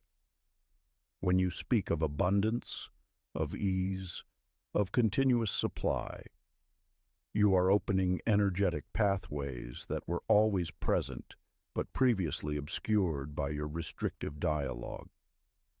Your words are not merely sounds escaping your lips. They are vibrational instructions to the quantum field surrounding you.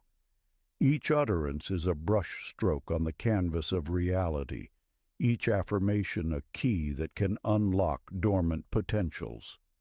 Practice allowing flow consciousness by affirming generosity inwardly until all resistance melts into rhythm of supply.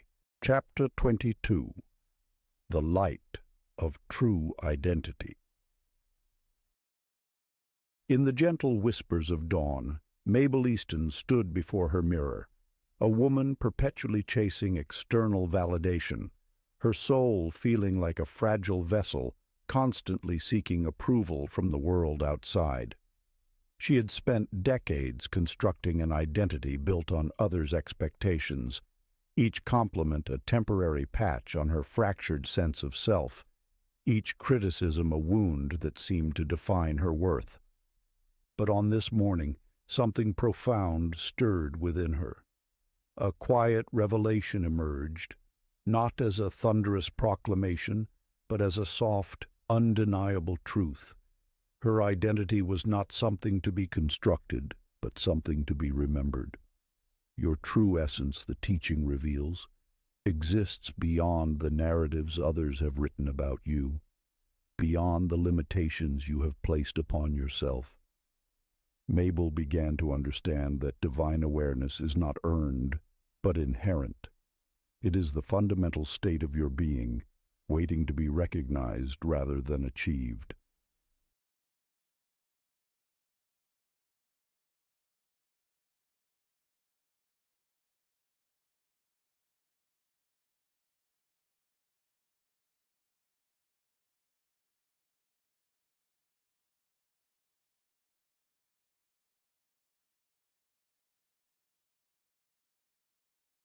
Dude! Bravo, Jagex, bravo. Look at the falling leaves. Dude, this is the music. The falling leaves, the moonlight coming through the tree, the super sick detailed rocks, the skybox, the mist from the portal. What a treat. Well done, art and music team. Dude, I'm like, are my eyes wet? This is freaking beautiful. I'm just, wow, this is so great. This is what I love medieval fantasy games for, man. I love MMO RPGs that just lean into this, dude. Yes. Dude. Bravo, Jagex, bravo. If you're a small content creator, use this sound to gain at least 100 new subscribers. Really like a grown.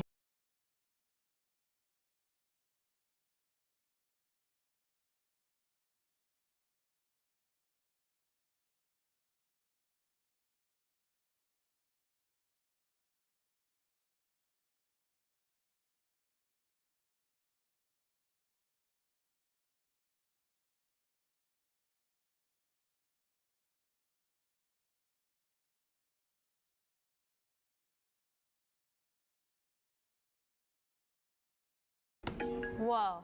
What's that? I just built a budgeting app in Base 44. Guys, Nina just built an app.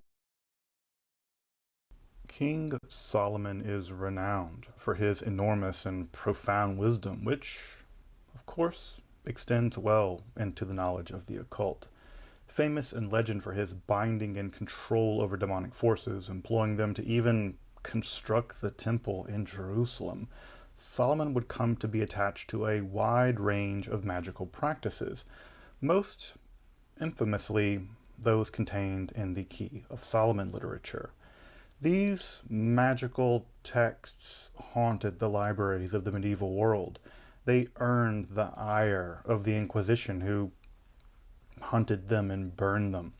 And they survived and they thrive into contemporary magical practices of the occult all over the world today. From the Testament of Solomon stretching all the way back to the early centuries of Christianity, to the use of the Goetia, or the Lesser Key of Solomon, by Aleister Crowley, Solomonic magic is one of the longest standing traditions in the history of Western magic. But what are its origins? What are the earliest texts in this tradition? What do our earliest texts of Solomonic magic even look like?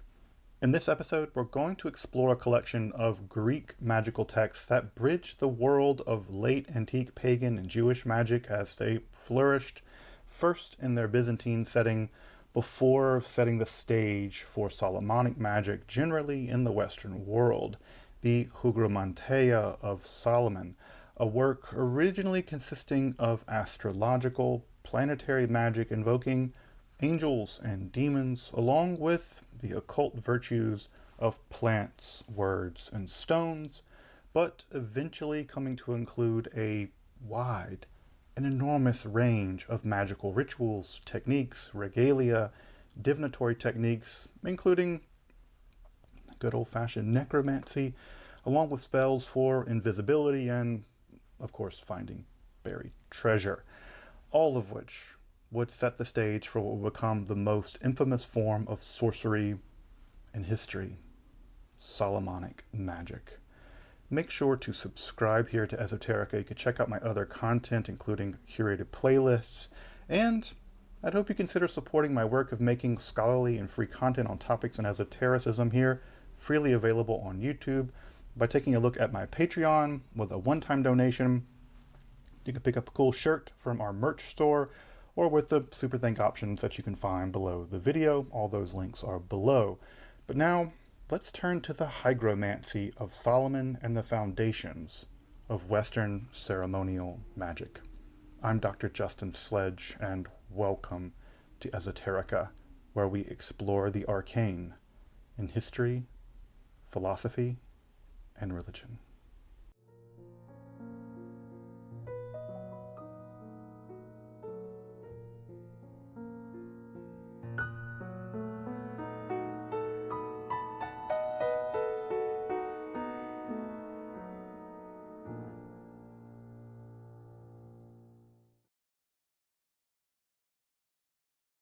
One of the most striking and frankly impressive aspects of the history of Western magic is just how much continuity exists in the practice, stretching back into the world of Greco-Egyptian magic and the famed Greek magic papyri, all the way to the practice of contemporary ceremonial magic. Now, that's not to say there's some unbroken tradition or a perfectly preserved lineage of practice or anything like that. But a great deal of the techniques, the symbolism, and the procedures remain remarkably consistent through the ages, despite, again, a real wealth or problem of internal diversity. One of the foundational elements of Western magic, then, are those linked with the ancient Israelite king, King Solomon. Of course, Solomon was long associated with ritual power, especially exorcism and demonic binding, along with occult knowledge of nature long before the rise of Christianity. From Philo of Alexandria to Josephus, the Roman writers that wrote about him, and the Dead Sea Scrolls, this reputation extended all the way south into Arabia and is found in the Quran. This would come together in an ancient legendary text in which Solomon is said to have bound demons in the construction of the Jerusalem temple, the famed Testament of Solomon. Now, while the Testament itself isn't a magical handbook per se, it forms the core of the demonology that would feature later in magical systems and already hints, at least in the direction of magical practice, and that's especially true of the sea recension of that text. Now, I've made an entire episode on the Testament of Solomon, which serves as a kind of companion, a pretty important companion to this episode, but I would check it out if you haven't seen it already, although I will say that this episode stands alone just as well. Thus, with Solomon at the center of magical practices in the ancient legendary narratives, from exorcisms, demonic bindings, and the occult properties of nature in the early years of the Common Era, we should be wholly unsurprised to see magical narrative descriptions of his magical practices give way to full-blown manuals for actually practicing the magic that he allegedly did.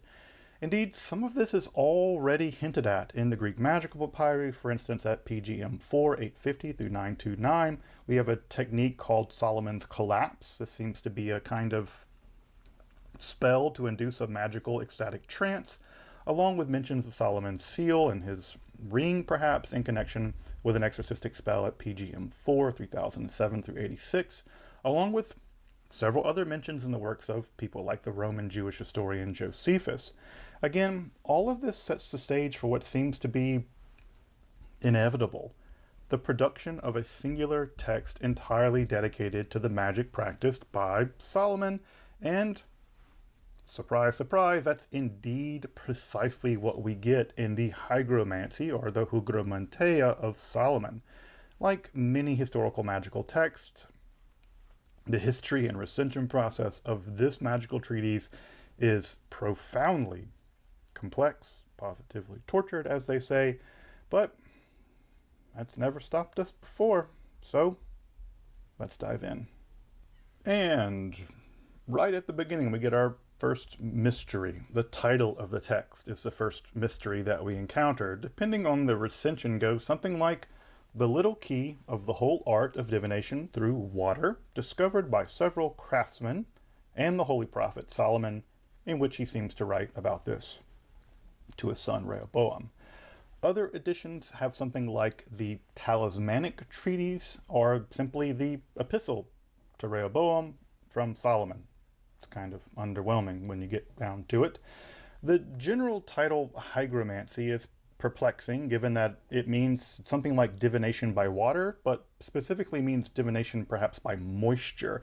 And this is even more ironic because no such technique occurs in either the older macroform, which we'll talk about in a moment, or the many microforms that come to be joined to the macroform of the text. Now, it's possible that this was originally there, that spell was originally there, either as a literal divination by moisture or water, as part of angelic or demonic summoning ritual, or it was just lost, and so the title stuck, but the spell was lost, or hygromancy means something non-literal in this sense, in the same way that necromancy sort of became a general term for black magic in the Middle Ages. Though titles of text and the stability of those titles weren't nearly as much concern for ancient literature as they are for us. But the title does introduce the main literary framing of the text, which is a letter or a teaching from King Solomon to his son Rehoboam, in which he bids him to master astrological magic, specifically in connection with the occult powers of what he says are plants, words, and stones. Another title of the text actually captures another dimension of the book a little better. It's there, the beginning of the astrological treatise of the Congregation and Edition of Spirits. Here focusing on the invoking not only of the 7 planetary spirits, but also a positively giant array of angels and demons, depending on the nature of the magic one wishes to yield. As you might imagine, you use the angels to do good stuff and the demons to do bad stuff. As we have it, the text survives in about 18 late classical Koine and more medieval Byzantine manuscripts from the 15th to the 18th century, thus testifying to its popularity. 18 manuscripts over several hundred years is not nothing.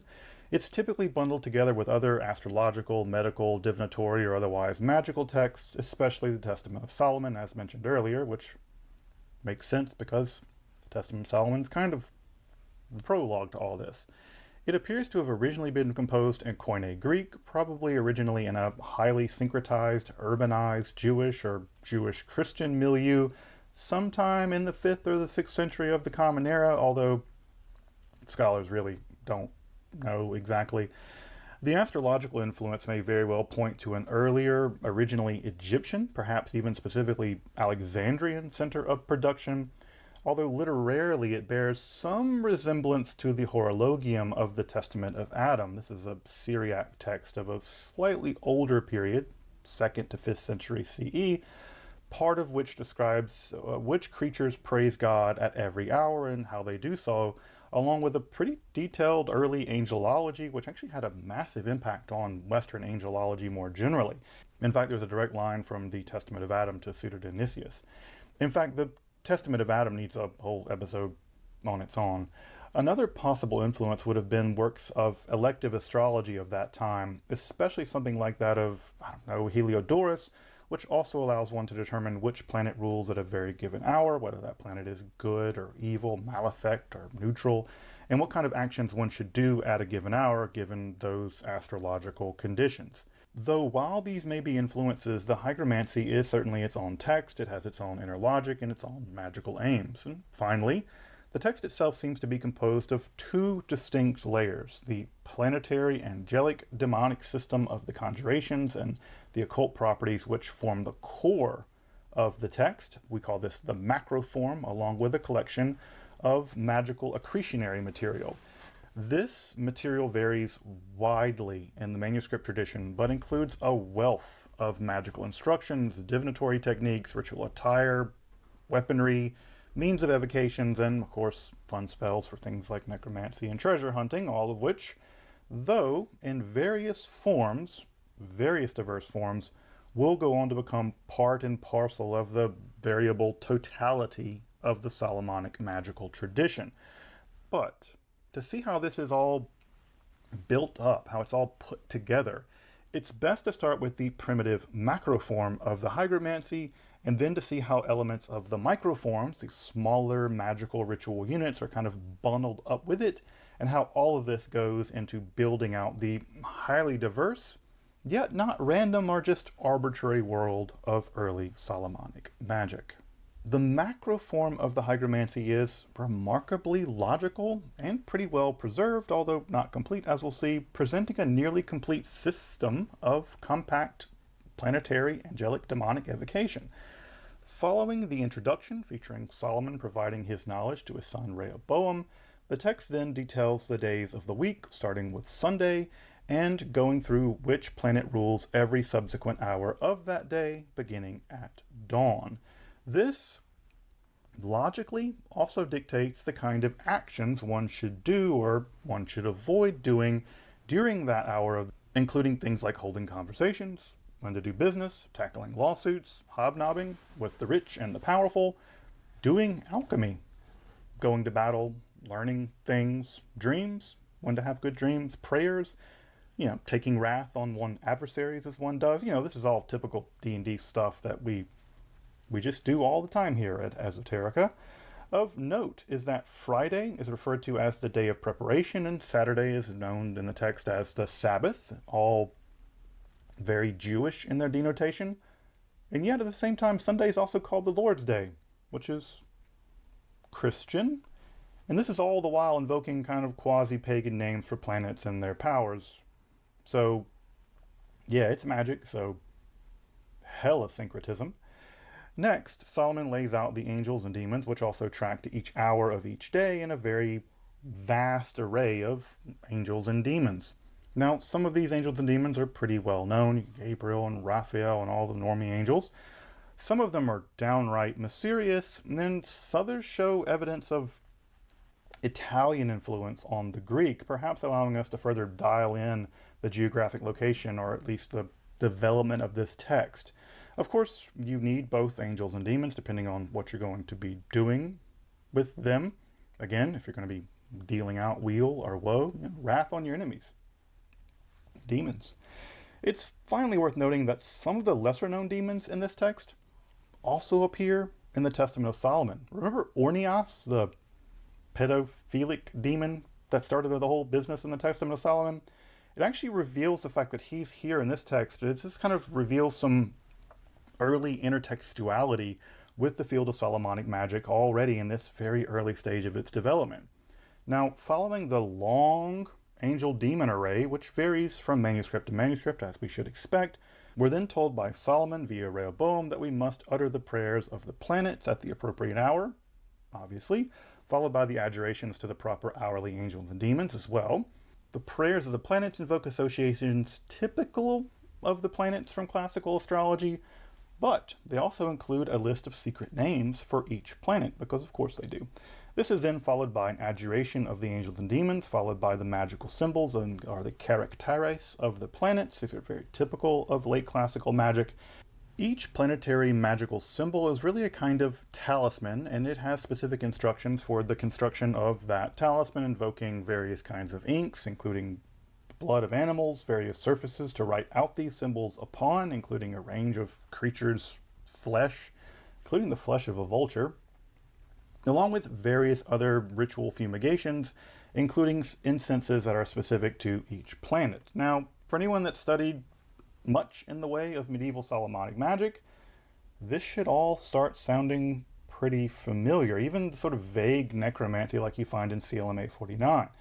The last two sections describe the various plants of the zodiac and their magical medicinal powers, and the techniques to prepare them, along with a similar section on the plants of the specific planets, again, along with their magical and medical powers, and the techniques by which to prepare them. Remember, it's about the occult virtues of things found in nature, though it's worth mentioning that the names of the plants here are much more typical of something like 1st century denotations of those plants, as you find in something like Dioscorides, rather than later Byzantine or their medieval equivalents, thus again testifying to the relatively early dating for the composition of this text.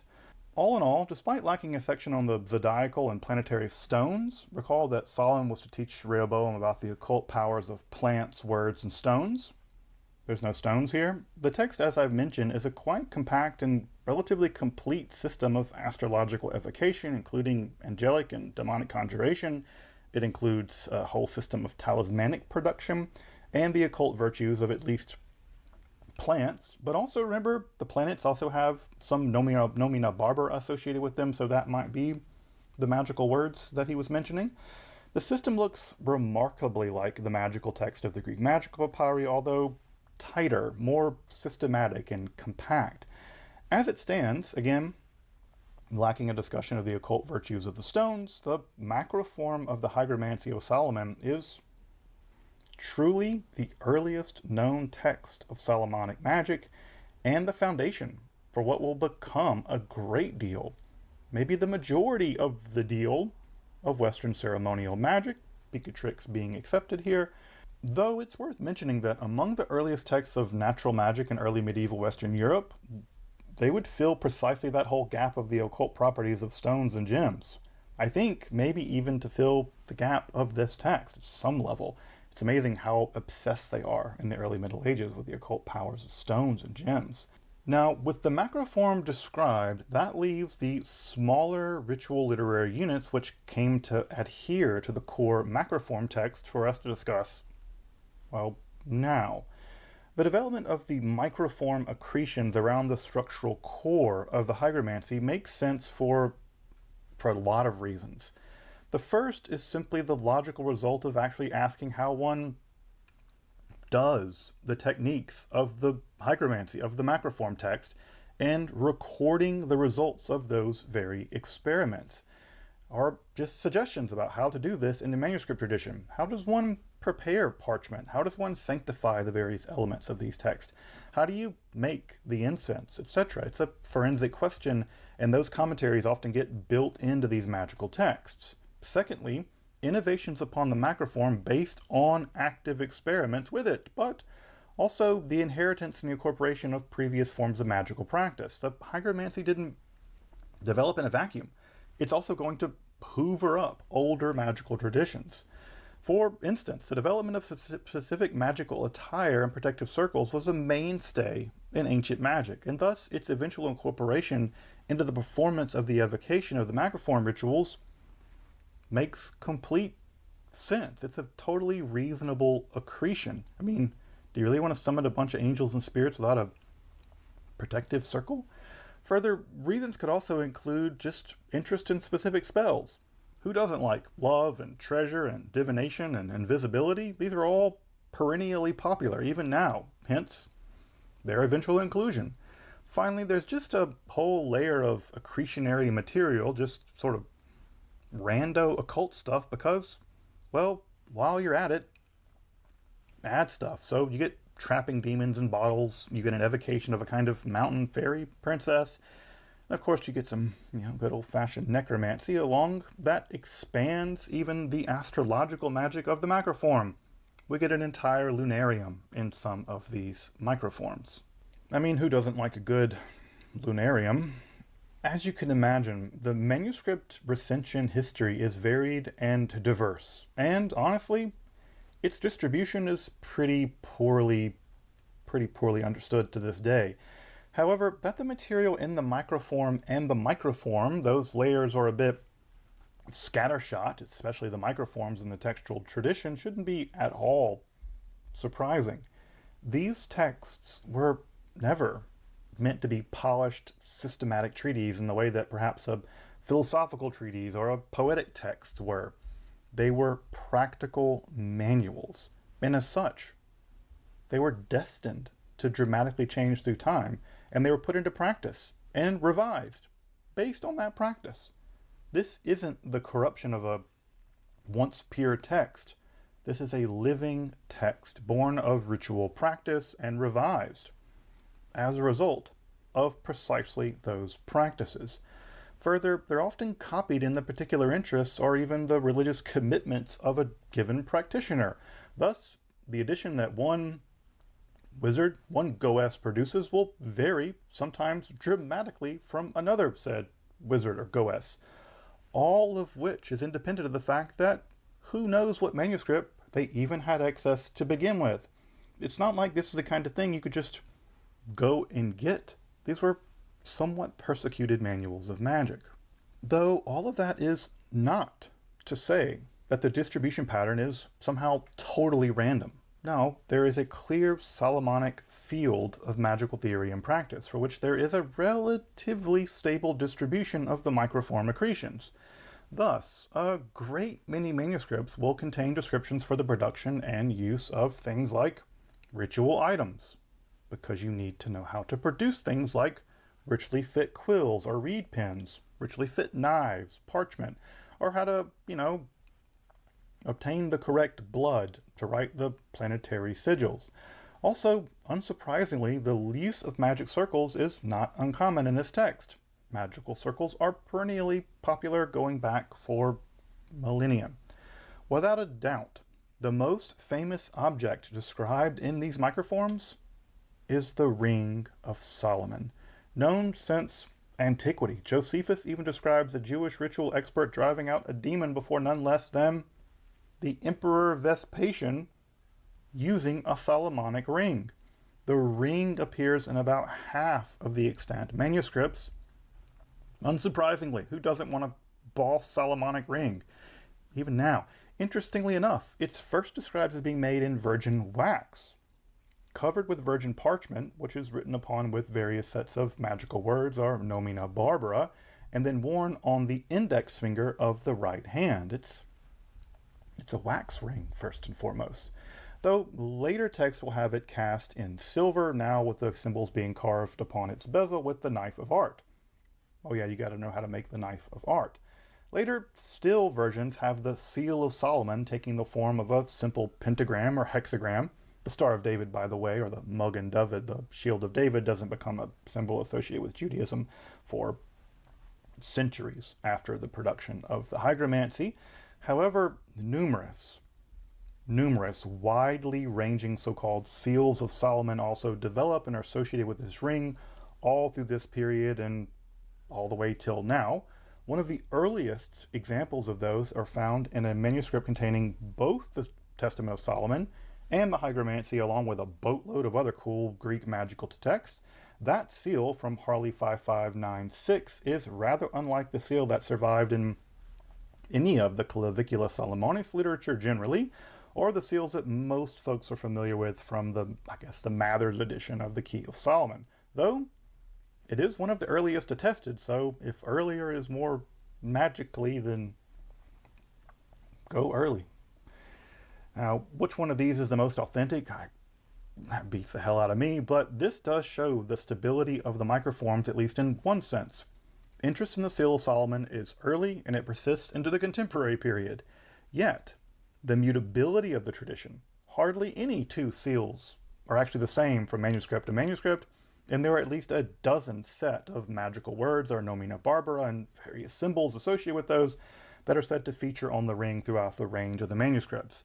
That's why I think it's important to think of Solomonic magic as a genre of literature rather than a strict magical tradition in any strong sense of that word.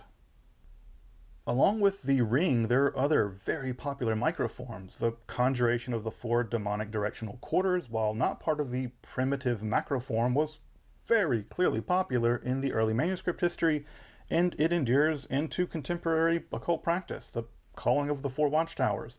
However, other occult techniques occur only in a plurality of text, and others occur only once. They're sometimes idiosyncratic to a specific recension, or even to a manuscript.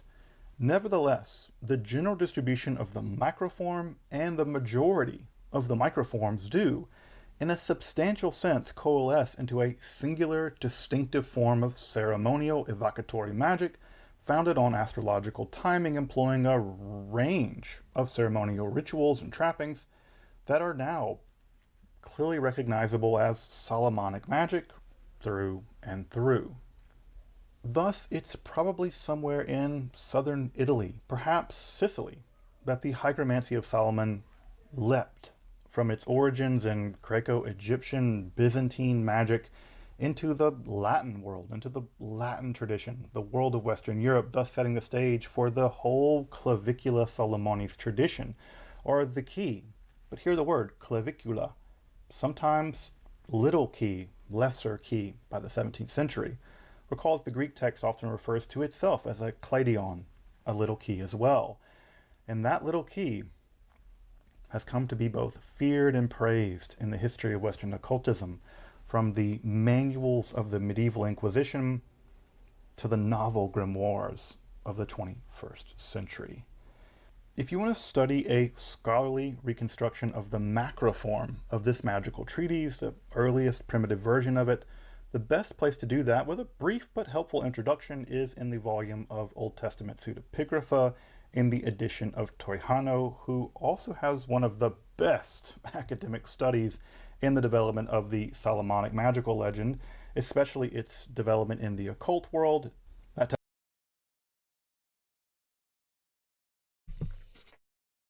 What up, everyone?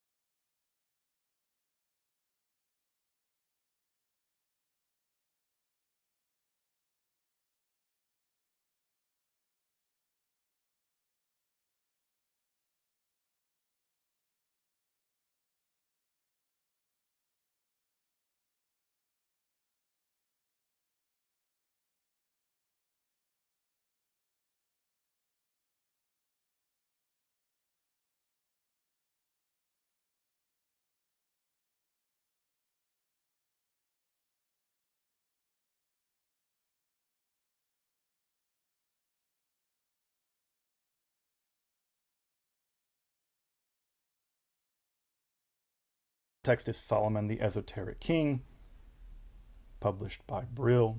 So here's to your save and throw against poverty.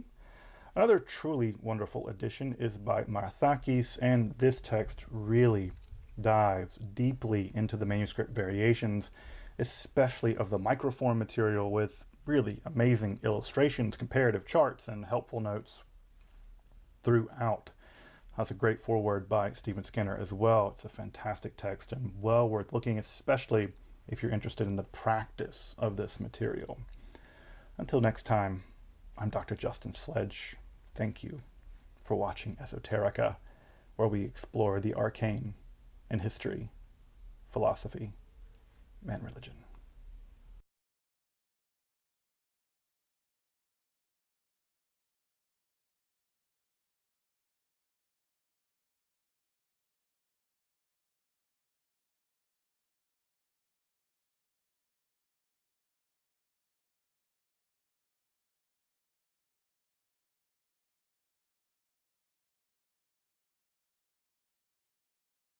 Hi, Mom. If it wasn't for you and your study habits, I wouldn't be here today. What?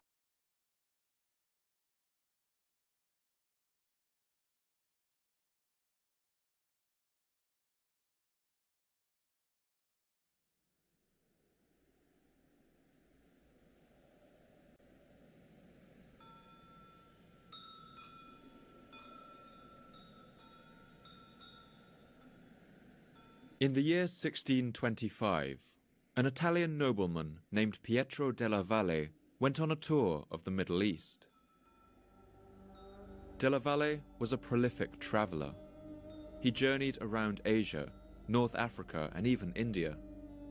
He married an Assyrian Christian princess in Damascus, and now the two of them traveled together, journeying by horseback and camel, accompanied by local guides. At this time, travel in this region couldn't have been more dangerous. The Ottoman and Persian empires were at war, fighting over who would rule in Baghdad.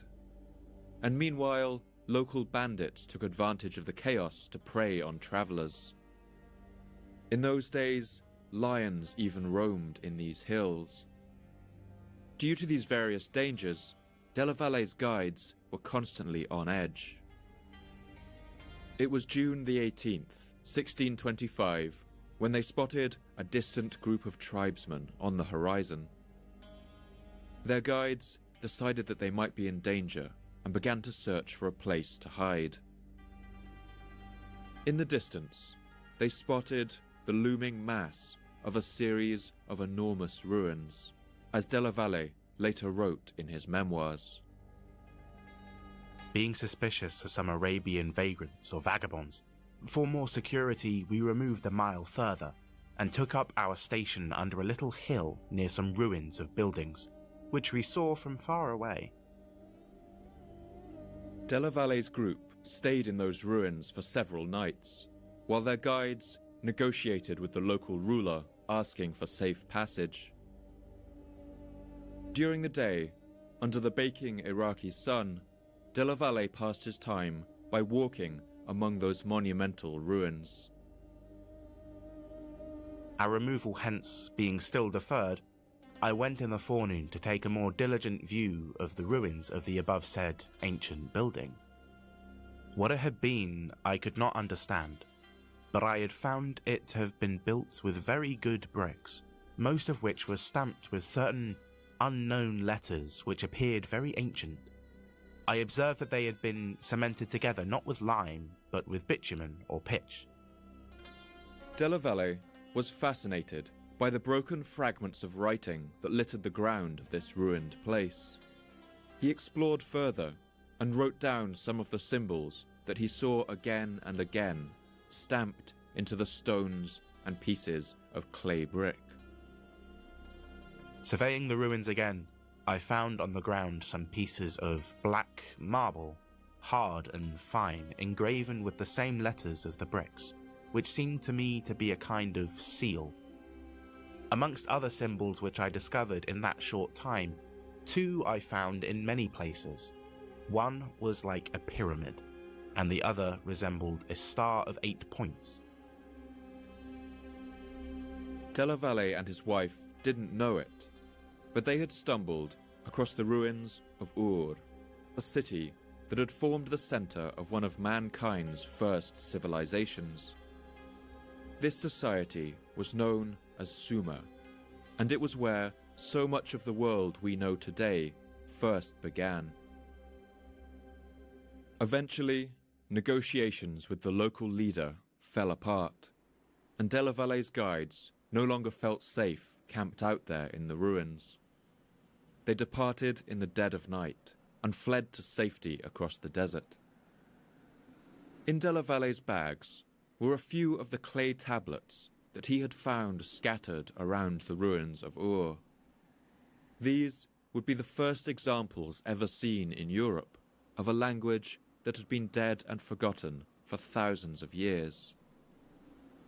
All the way home, Della Valle must have turned those tablets over in his hands, gazed at their mysterious ancient symbols.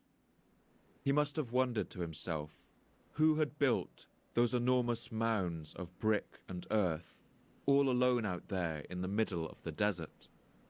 What did the symbols on those broken pieces of clay mean? And if such a great city had once stood there, what in all the world could have happened to it?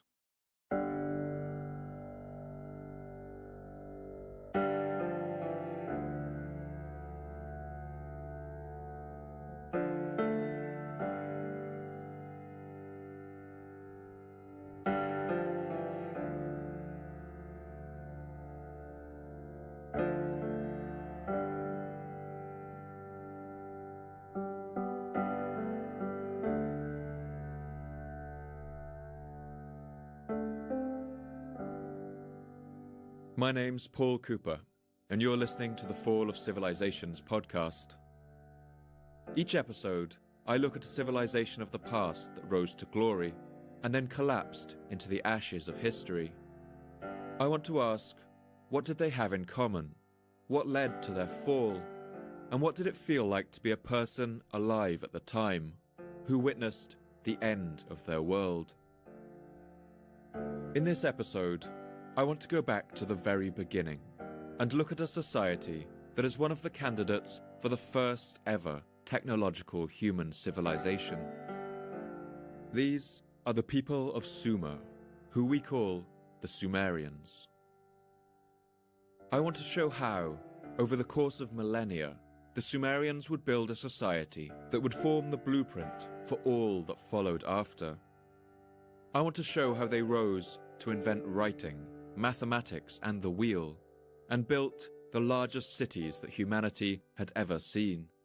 And I want to explore what happened to cause their final and devastating collapse.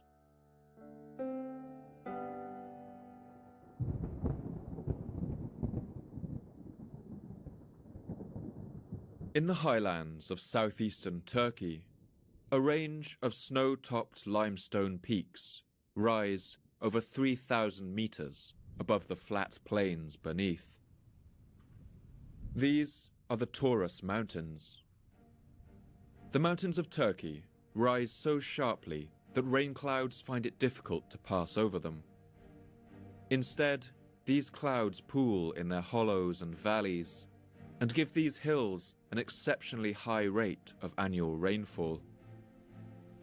In spring and summer, the warm air means that the clouds are even denser, and violent thunderstorms rock these mountains too, echoing off the stones of the valleys. As a result, this is a landscape shaped by water. The steep sides of the Taurus Mountains have been eroded to form streams and waterfalls, while underground rivers have cut into the rock and hollowed out some of the largest caves in Asia.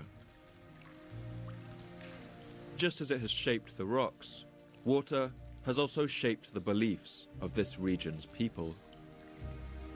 The name of these mountains, Taurus, comes from the Latin word for bull, and the reason for this isn't hard to see. Temples have been unearthed all across these mountains, decorated with terracotta statues of bulls. Since ancient times, the people who lived here worshipped the storm god Teshub. They believed he rode on the back of a bull, perhaps because the sound of the thunderstorms reminded them of the thumping of enormous hooves. Accompanied with the cracking and booming of these thunderstorms, these heavy spring rains drain into streams and join rivers already flowing down from the snowy mountain passes of Armenia. Soon, these small rivers join together and flow down from the mountains and out onto the wide flat plains beneath in two great majestic watercourses that run together in near parallel for nearly 2,000 kilometers. The vast floodplain of these rivers is today the land we call Iraq. In Arabic, this area is called Bilad el-Rafidain, the land of the two rivers. And in the West, it has been known since ancient times by its Greek name, combining the words Mesos, or middle, and Potamos, or river. Mesopotamia, the land between the rivers. These two great waterways are known as the Tigris and the Euphrates. For millennia, these rivers have brought life down into the flat floodplain of Iraq, and the source of that life comes from some of the most lifeless things, the rocks of the mountains themselves. Virtually all rocks are held together with tiny flecks of two different materials, called quartz and feldspar.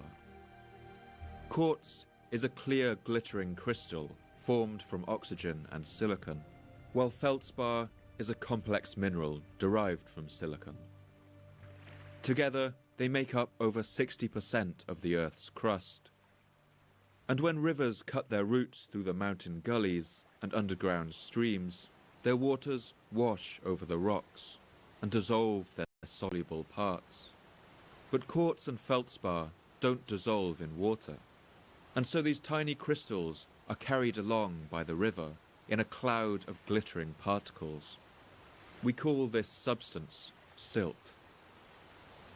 Silt is sometimes known by the more poetic name rock flour, and its particles are smaller than a grain of sand. But these tiny specks can have an enormous impact. Soil with a high silt content tends to hold water better and promotes air circulation. And for this reason, silty soil forms the perfect habitat for most plants. The rivers Tigris and Euphrates transport vast amounts of silt down into the lowlands of Iraq every year. And as a consequence, this flat stretch of otherwise arid desert has become exceptionally fertile. For the history of this region, and the history of all humanity, these tiny particles would prove immensely significant.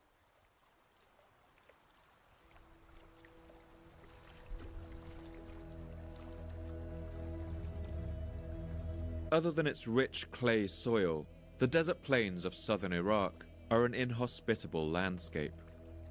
In fact, this is perhaps the last place you might expect the first human civilizations to arise. For one thing, the climate of this region is extremely hot and dry. Summer temperatures can reach over 52 degrees centigrade, or 126 degrees Fahrenheit. And rainfall is rare, especially in summer. Coupled with the strong winds that blow across these plains, this means that the soil is arid and windswept. And although the seasonal flooding of the rivers brings life to the earth, these floods are also unpredictable. In Egypt, the River Nile flows directly from the Great Lakes of Africa, which act as a stabilizing and regulating force. But the Tigris and Euphrates depend on the amount of rain that fell on the mountains of Turkey, Armenia, and Kurdistan, a quantity that varies greatly from year to year. Years of drought can often be followed by years of devastating floods. And during winter, the whole plain is covered with a thick layer of mud. The region of southern Iraq is also poor in natural resources. The land is essentially nothing but a floodplain made of clay and silt. There are no metals to be mined here, and virtually no stone. And because of all these challenges, it took early humans a long time to reach this hostile environment. In the far prehistoric, archaic humans like Homo erectus vied for survival in the upper reaches of the rivers. Archaeologists have found stone axes and other artifacts dating back to nearly 500,000 years ago.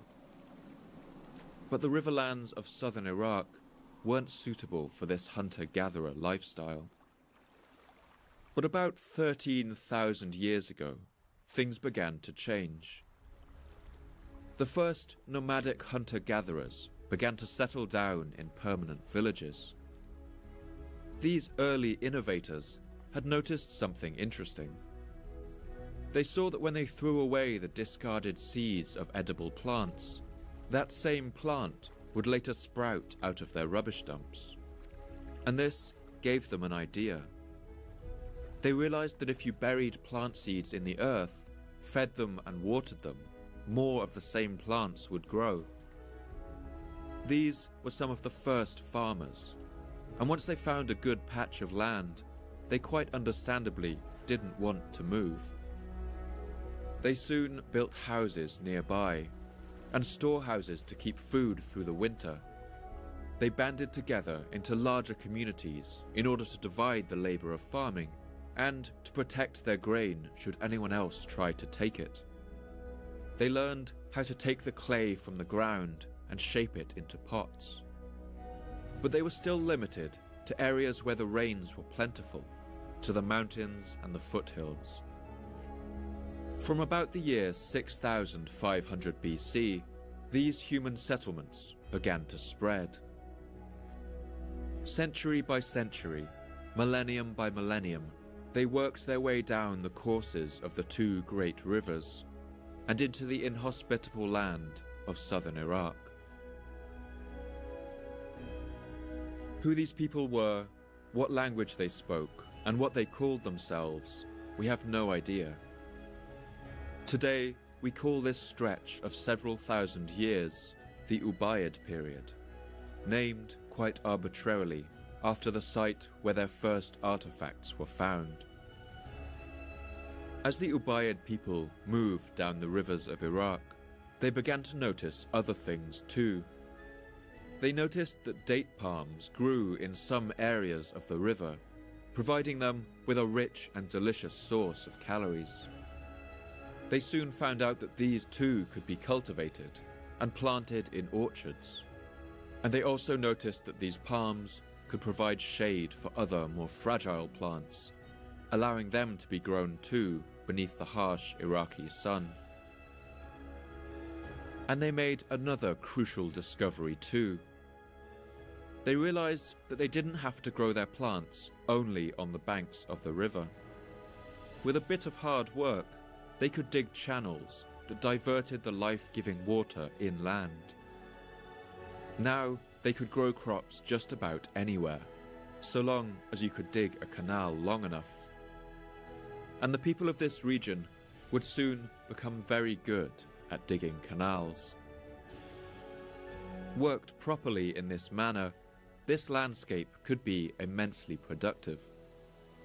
In their fields, the people here grew wheat, millet and sesame, and in gardens beneath the shade of their date palms, they also grew pomegranates, grapes and figs, as well as chickpeas, lentils, leeks, garlic, cucumbers and watercress. But there was one noticeable patch of green in the midst of all this desert. In the south of Iraq, the rivers Tigris and Euphrates branched into deltas and shallow lakes before they meet the ocean, creating an ancient marsh landscape. Here, dense thickets of reeds grow, so tall you can't see over the tops of them, populated with buffalo, wild boar, and marshland birds. Since ancient times, the people here have built their houses out of reeds, binding them together into incredibly strong beams of up to a meter thick, and building large, vaulted houses out of nothing but reeds. And it's in this marshy southern landscape that the greatest Sumerian cities rose.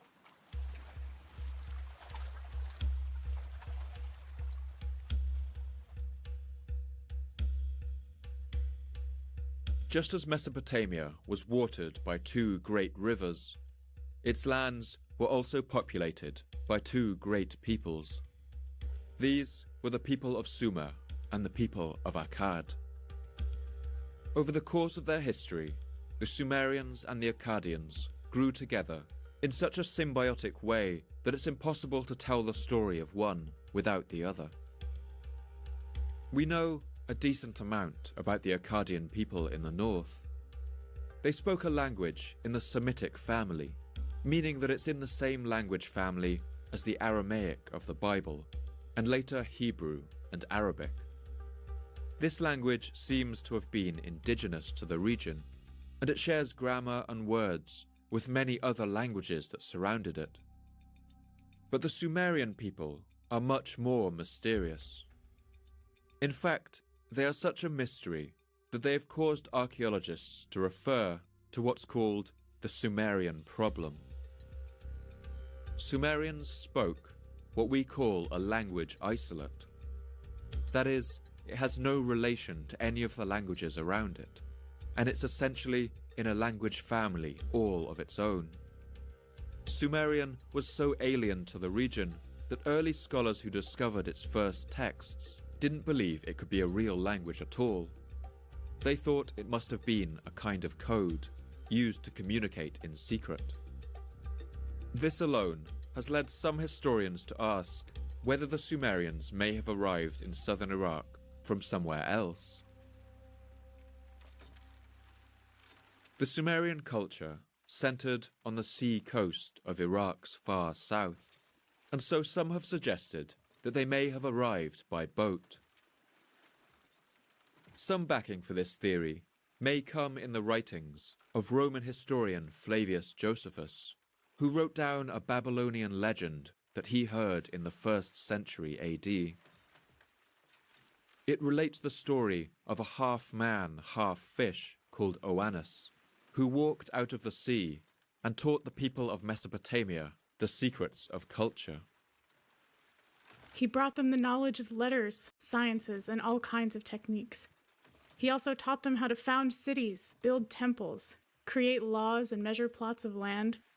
He revealed to them how to work the land and gather fruits. After teaching mankind all these secrets, Oannes leaps back into the sea and swims away. It's possible that in this myth, ancient storytellers have preserved some memory of the arrival of the Sumerians, landing en masse by boat, and bringing with them their advanced urban culture. Some have even argued that the Sumerians may have come from as far afield as India. And more evidence for the migration theory seems to come from the words that the Sumerians used for their professions. For more common jobs, the ones that involved manual labor, the Sumerians used old, pre-Sumerian words. Meanwhile, they brought new words with them to describe more sophisticated and urban occupations. For instance, the words for scribe and winemaker are both distinctly Sumerian. But others have proposed a more interesting theory, which does seem to solve some of these contradictions. Although it does seem a little far-fetched, I think it is worth mentioning here. The clue to this theory comes, once again, from mythology.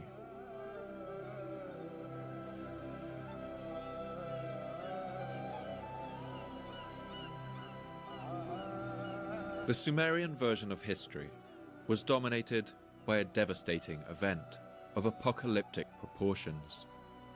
and if you were brought up reading Bible stories, you may find it familiar.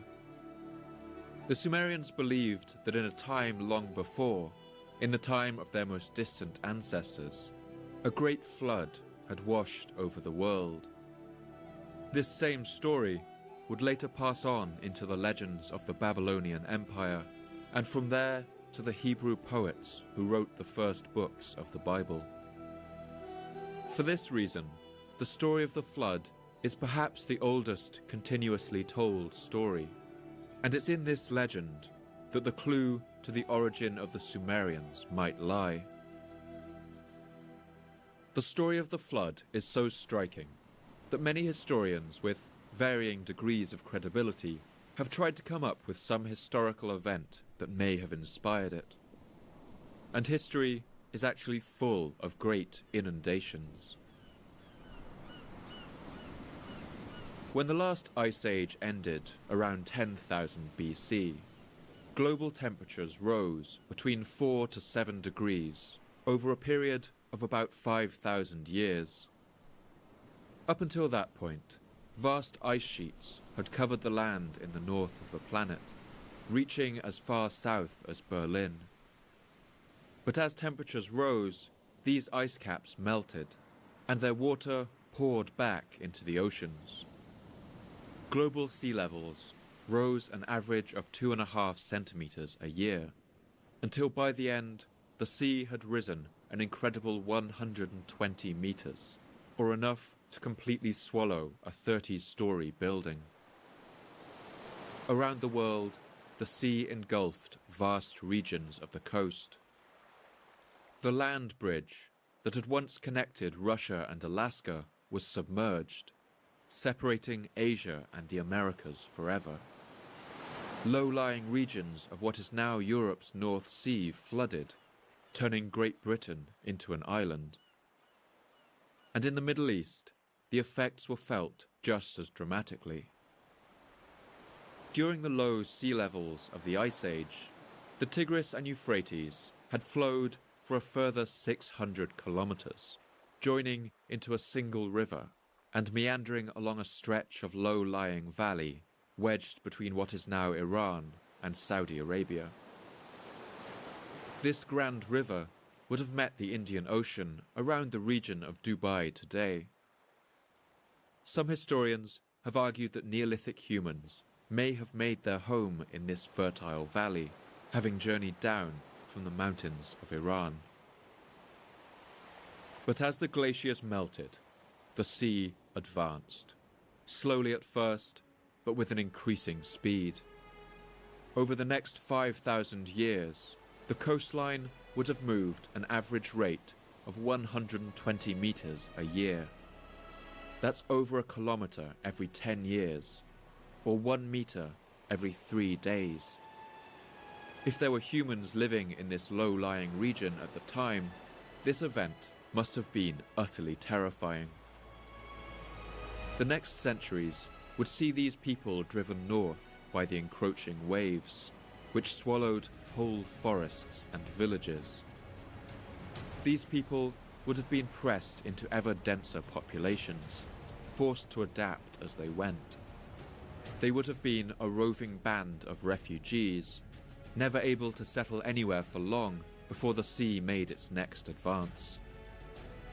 This exodus would have continued until the planet's temperature stabilized, and the seacoast reached its furthest point, right around the year 5000 BC, just at the time that Sumerian culture as we know it burst onto the historical stage. So this is a theory that I think deserves some consideration.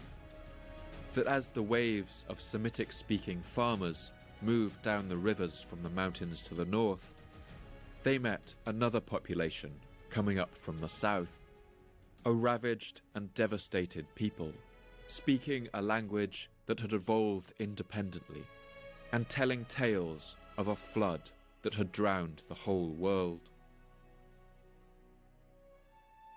This theory could be supported by that legend of the amphibious fishman Oannes.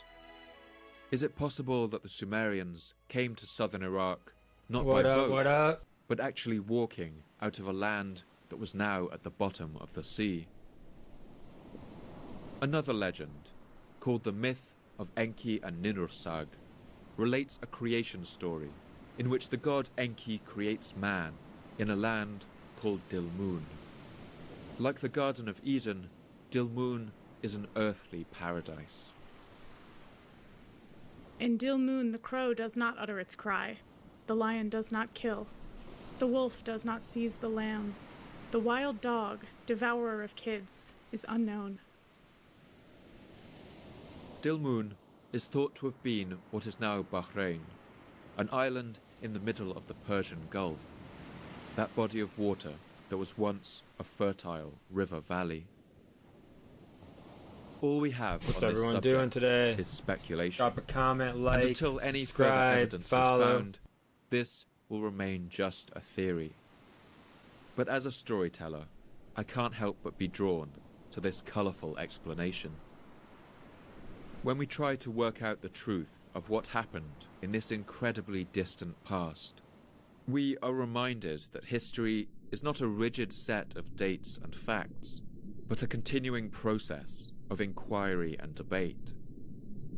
It can sometimes feel like mapping the surface of a planet in another solar system, or like exploring the dark depths of the deep sea.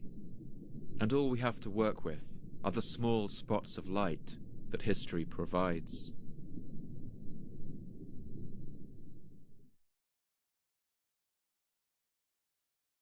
He's a man with a list in a race against time. You have it? Things are complicated.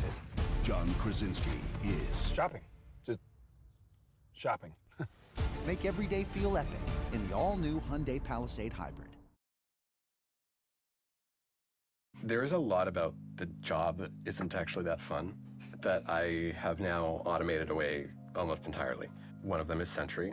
This is kind of a different type of automation where it's going to go through on whatever schedule, whatever cadence, and it picks off one of the top Sentry issues. So what this type of automation does is it allows us to focus on what is going to make the Codex app great to use and useful and joyful, and all of the things that like bugs and things that fall through your cracks that like aren't quite as fun to figure out.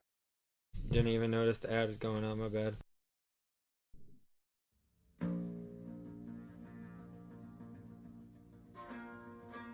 We may never know the truth about where the Sumerians came from, but there is plenty that we do know. The Sumerians referred to themselves as Uksag Giga, or the black-headed people, and the Akkadians called them Salmat Kakadi, which meant the same thing in their own language. From carvings that depict Sumerians, we can see how they wore their hair, curly on top and cut short on the sides. Common men wore sheepskin kilts, while the richer people would have worn coloured fabrics spun from wool, decorated with tassels and beads. Among the wealthy, both men and women wore jewellery, anklets, bracelets, necklaces and ear ornaments, made of copper and sometimes gold. Remarkably, we also have a great deal of evidence about Sumerian music. Like everything else, the Sumerians wrote their music down on clay tablets. And we've also discovered other texts that explain how to play it, including how to tune the instruments. And so today, we're able to hear the sounds of the music that once played in the temples and courtyards of cities like Eridu, Ur, and Uruk.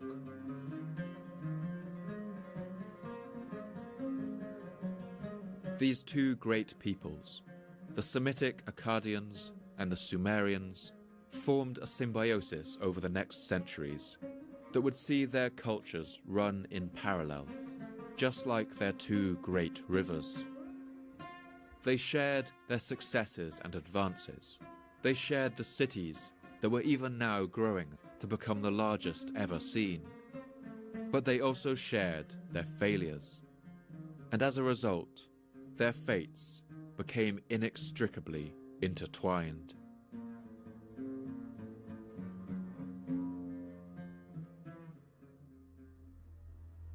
The Sumerians believed that the world was a roughly circular landmass, surrounded on all sides by a huge body of water. They believed that another ocean also lay above their heads, held in place by the solid structure of the sky, which occasionally let some of this water through as rain. They divided water into two types, that of the rain and rivers, sweet water, and that of the sea, bitter water. Sumerians called their homeland Ki Engir, which means the land of the noble lords. To describe the settled societies of the Sumerians and Akkadians, they used the word Kalam, meaning civilized, while they used the word Kur to describe the mountainous zones bordering the plains. Kur in the Sumerian language meant mountain, but it also came to mean rebellious, barbarous, and wild. And at this time, that's how the outside world must have looked to them. To their south and west, the vast desert of Arabia yawned, a rolling sea of sand dunes where nothing grew, home to fierce nomadic tribes. To the north, the rocky Taurus mountains of Turkey and Kurdistan hemmed them in, full of hardy mountain people, while the Zagros mountains of Iran formed the edge of their world to the east. Today, the Arabic word for the region of Upper Mesopotamia still holds within it a sense of this feeling of isolation. They call it El Jazira, meaning the island. But despite the challenges of their landscape, the Sumerians flourished. They had no stone to build with, so instead they learned to make bricks from the river mud, mixing them with straw, gravel, and broken pottery, and baking them. With clay, they made everything from pots and plates to sickles and writing tablets. They had no wood, so instead they harvested vast numbers of reeds, tying them together into bundles and plaiting them together into mats. The Sumerians invented or adopted the pottery wheel, the wagon wheel, the plough, and the sailboat. Their buildings used complex arches and domes. They worked out how to cast metals, such as copper and later bronze. And the Sumerians were also avid mathematicians. They developed complex systems of measurement, as well as methods for dividing, multiplying, and calculating angles, even writing down the first ever multiplication tables on clay tablets. We actually use Sumerian mathematics every day. It was the Sumerians who divided time into the minutes and seconds we still use. And since their number system worked on a base of 60, rather than our system of 10, that's why we have 60 minutes in an hour. The reason for using 60 as the base of a number system is actually quite simple, and it's rooted in the design of our bodies. If you hold your hand out in front of you right now, you'll notice that each of your 4 fingers is divided into 3 segments. It's thought that ancient people would use the thumb of their right hand to tap each segment of the finger, counting up to 12. When they reached 12, they would raise a finger on their left hand, counting up the 12s.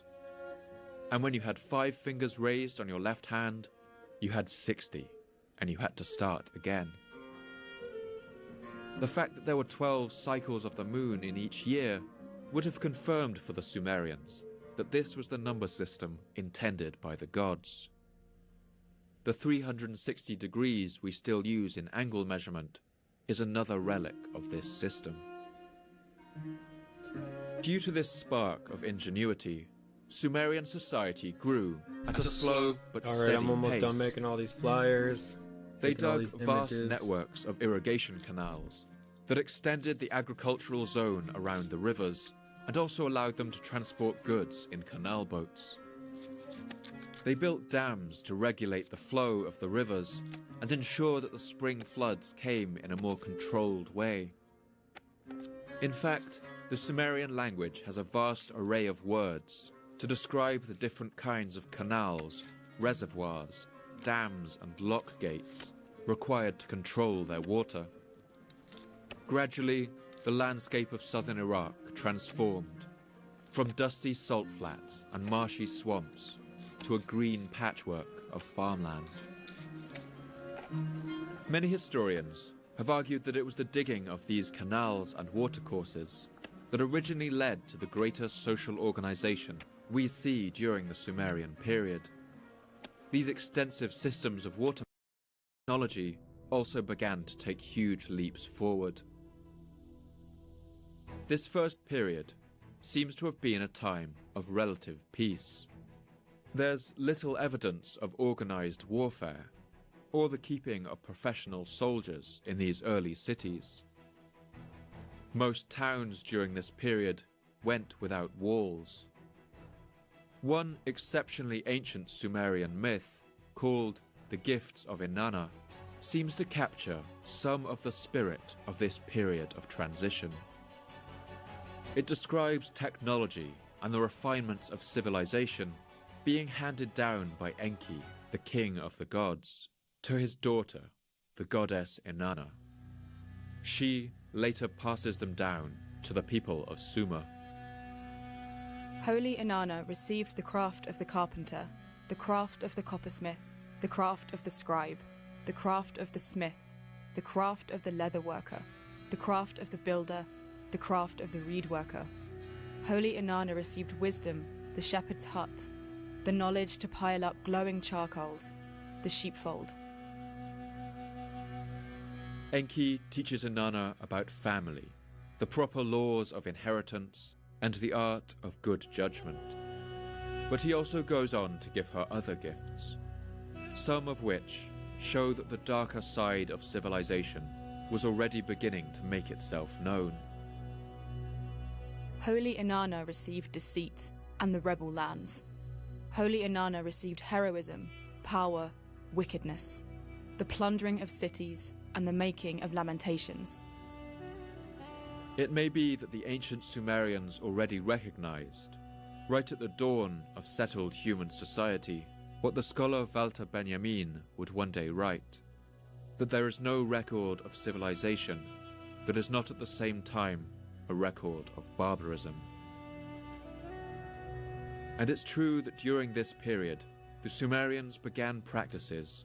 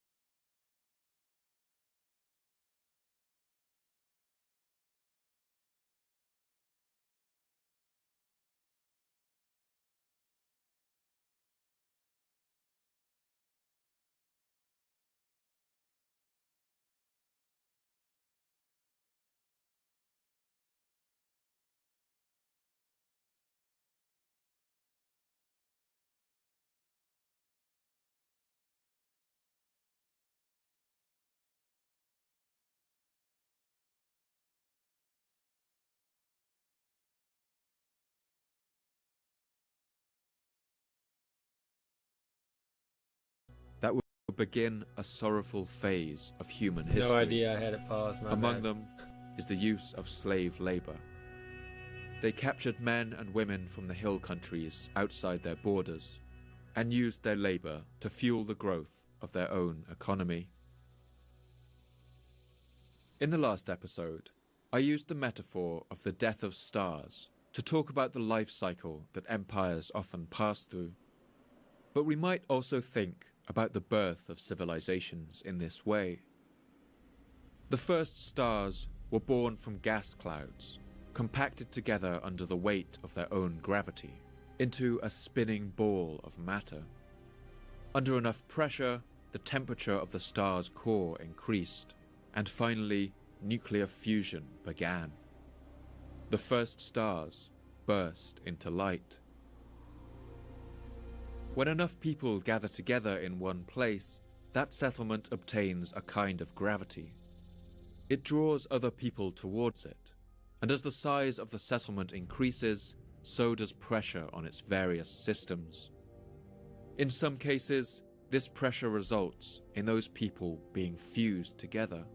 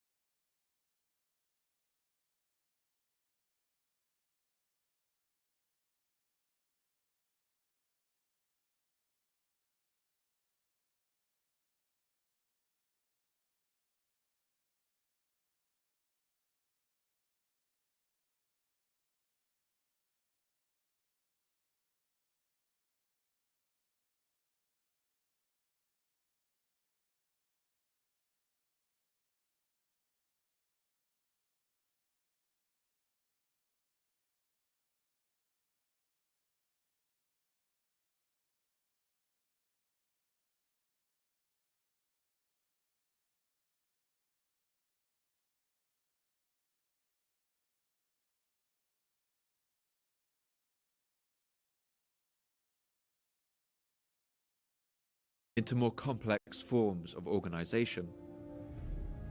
Sometime around the year 3200 BC, the first stars of these human settlements began to burst into light, and that light was the invention of writing.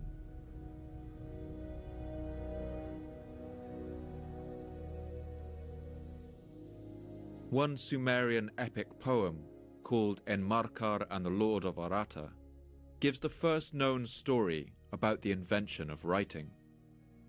This poem attributes the invention to a king who has to send so many messages that his messenger can't remember them all. Because the messenger's mouth was heavy and he couldn't repeat the message, the Lord of Kalaba patted some clay and put words on it like a tablet. Until then, there had been no putting words on clay. The Sumerians had two things around them in virtually limitless abundance. That's the clay beneath their feet and the reeds that grew in the marshes and along the banks of the rivers. And it's these two resources that combined to form the first human writing. Sumerian scribes would pick up a lump of clay big enough to fit in their hand. In fact, about the size of a modern smartphone. They would take a piece of reed, cut into the shape of a wedge, and print it over and over into the clay to form symbols. The distinctive wedge shapes of the reeds give this form of writing its name. We call it cuneiform. The oldest cuneiform clay tablets come from the city of Uruk and date to the late 4th millennium, probably around the 32nd or 31st centuries. This script originally consisted of pictographs, small pictures designed to depict objects so everyone could understand what they represented. These were first used to keep track of everyday things like ration. Hello. You want to play with me? Sure. You want me to help you with your groceries?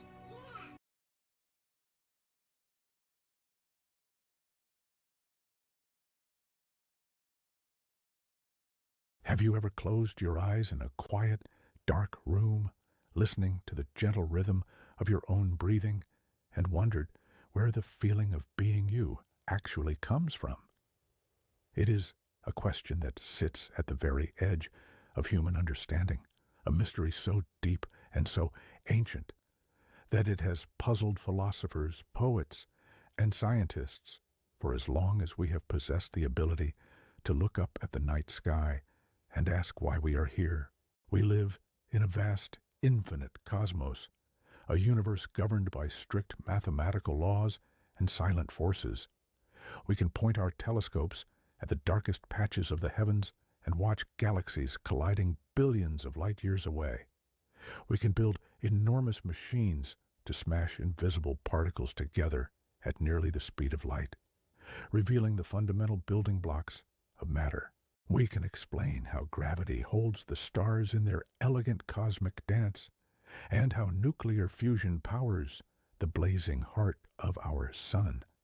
Yet, despite all of this staggering knowledge, despite our ability to decode the secrets of the physical universe, there is one phenomenon that remains stubbornly and completely unexplained. It is the most familiar thing in the world to you, so close and so intimate that you cannot escape it for a single moment of your waking life. It is your consciousness, your subjective experience of reality, the simple, undeniable fact that it feels like something to be you. Before we dive deeper into this quiet journey through the greatest mystery of existence, I want to take a brief moment to welcome you.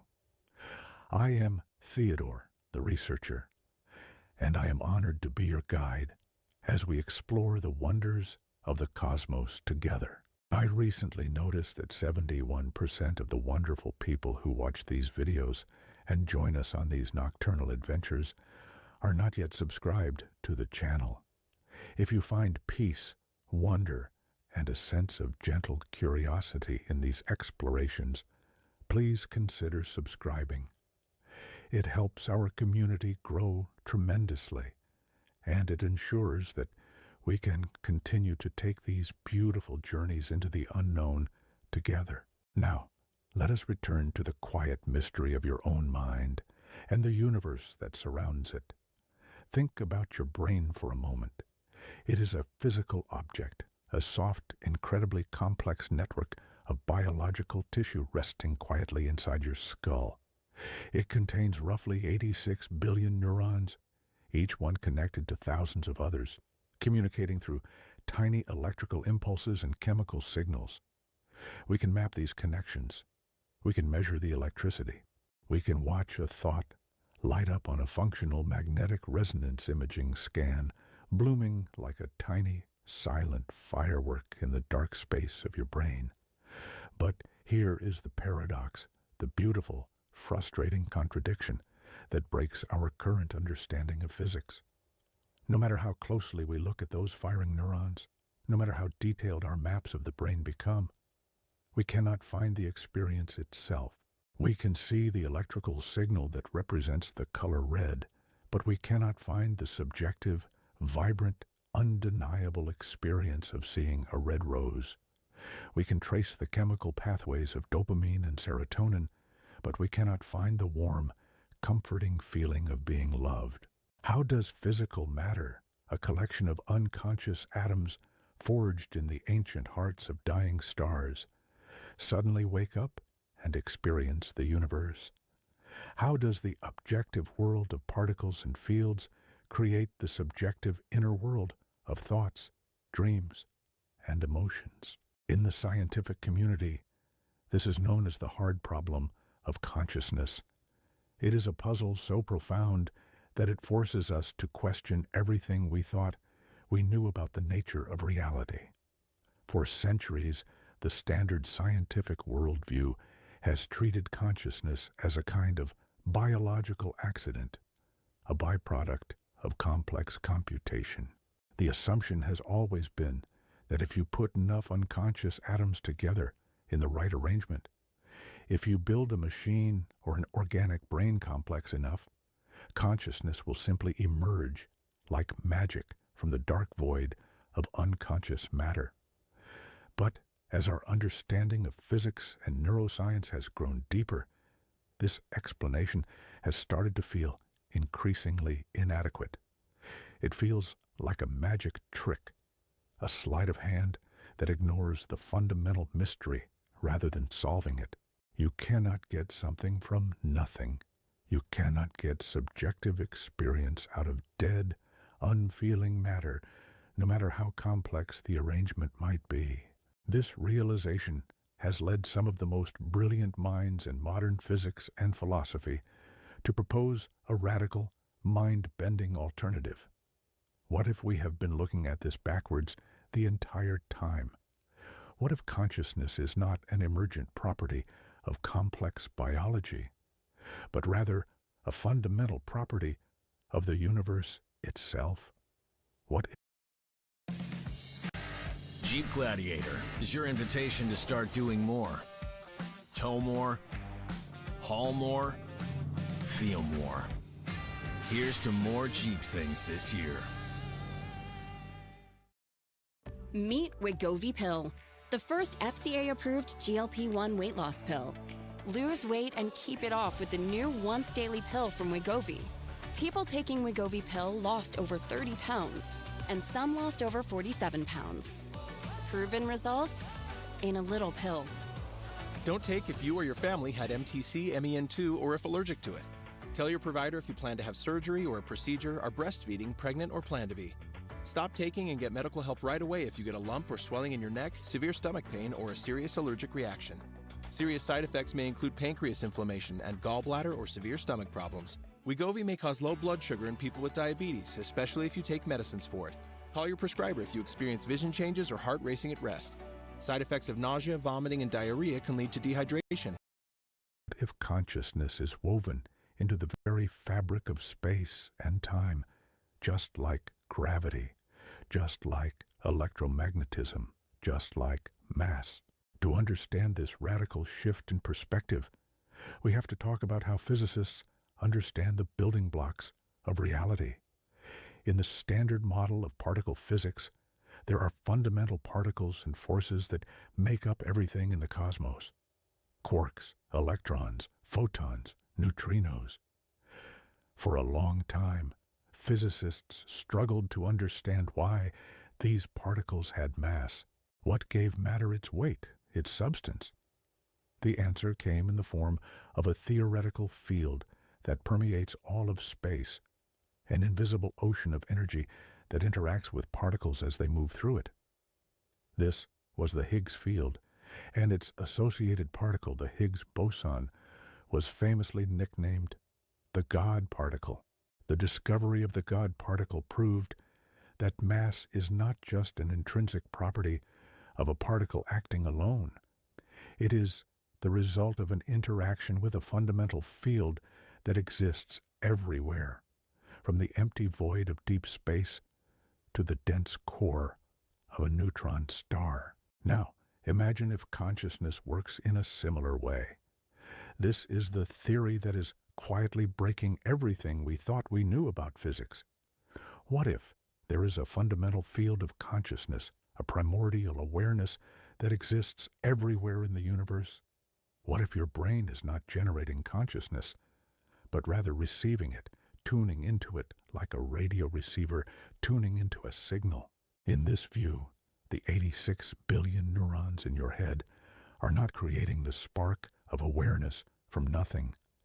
They are a highly evolved biological antenna, capable of interacting with a universal field of consciousness and shaping it into the specific individual experience of being you.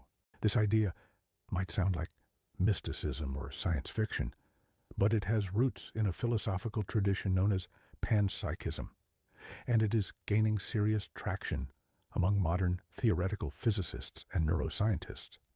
Panpsychism suggests that mind is a fundamental feature of the world, present throughout the universe in varying degrees. It suggests that even the smallest, most basic particles of matter possess some tiny, rudimentary spark of experience.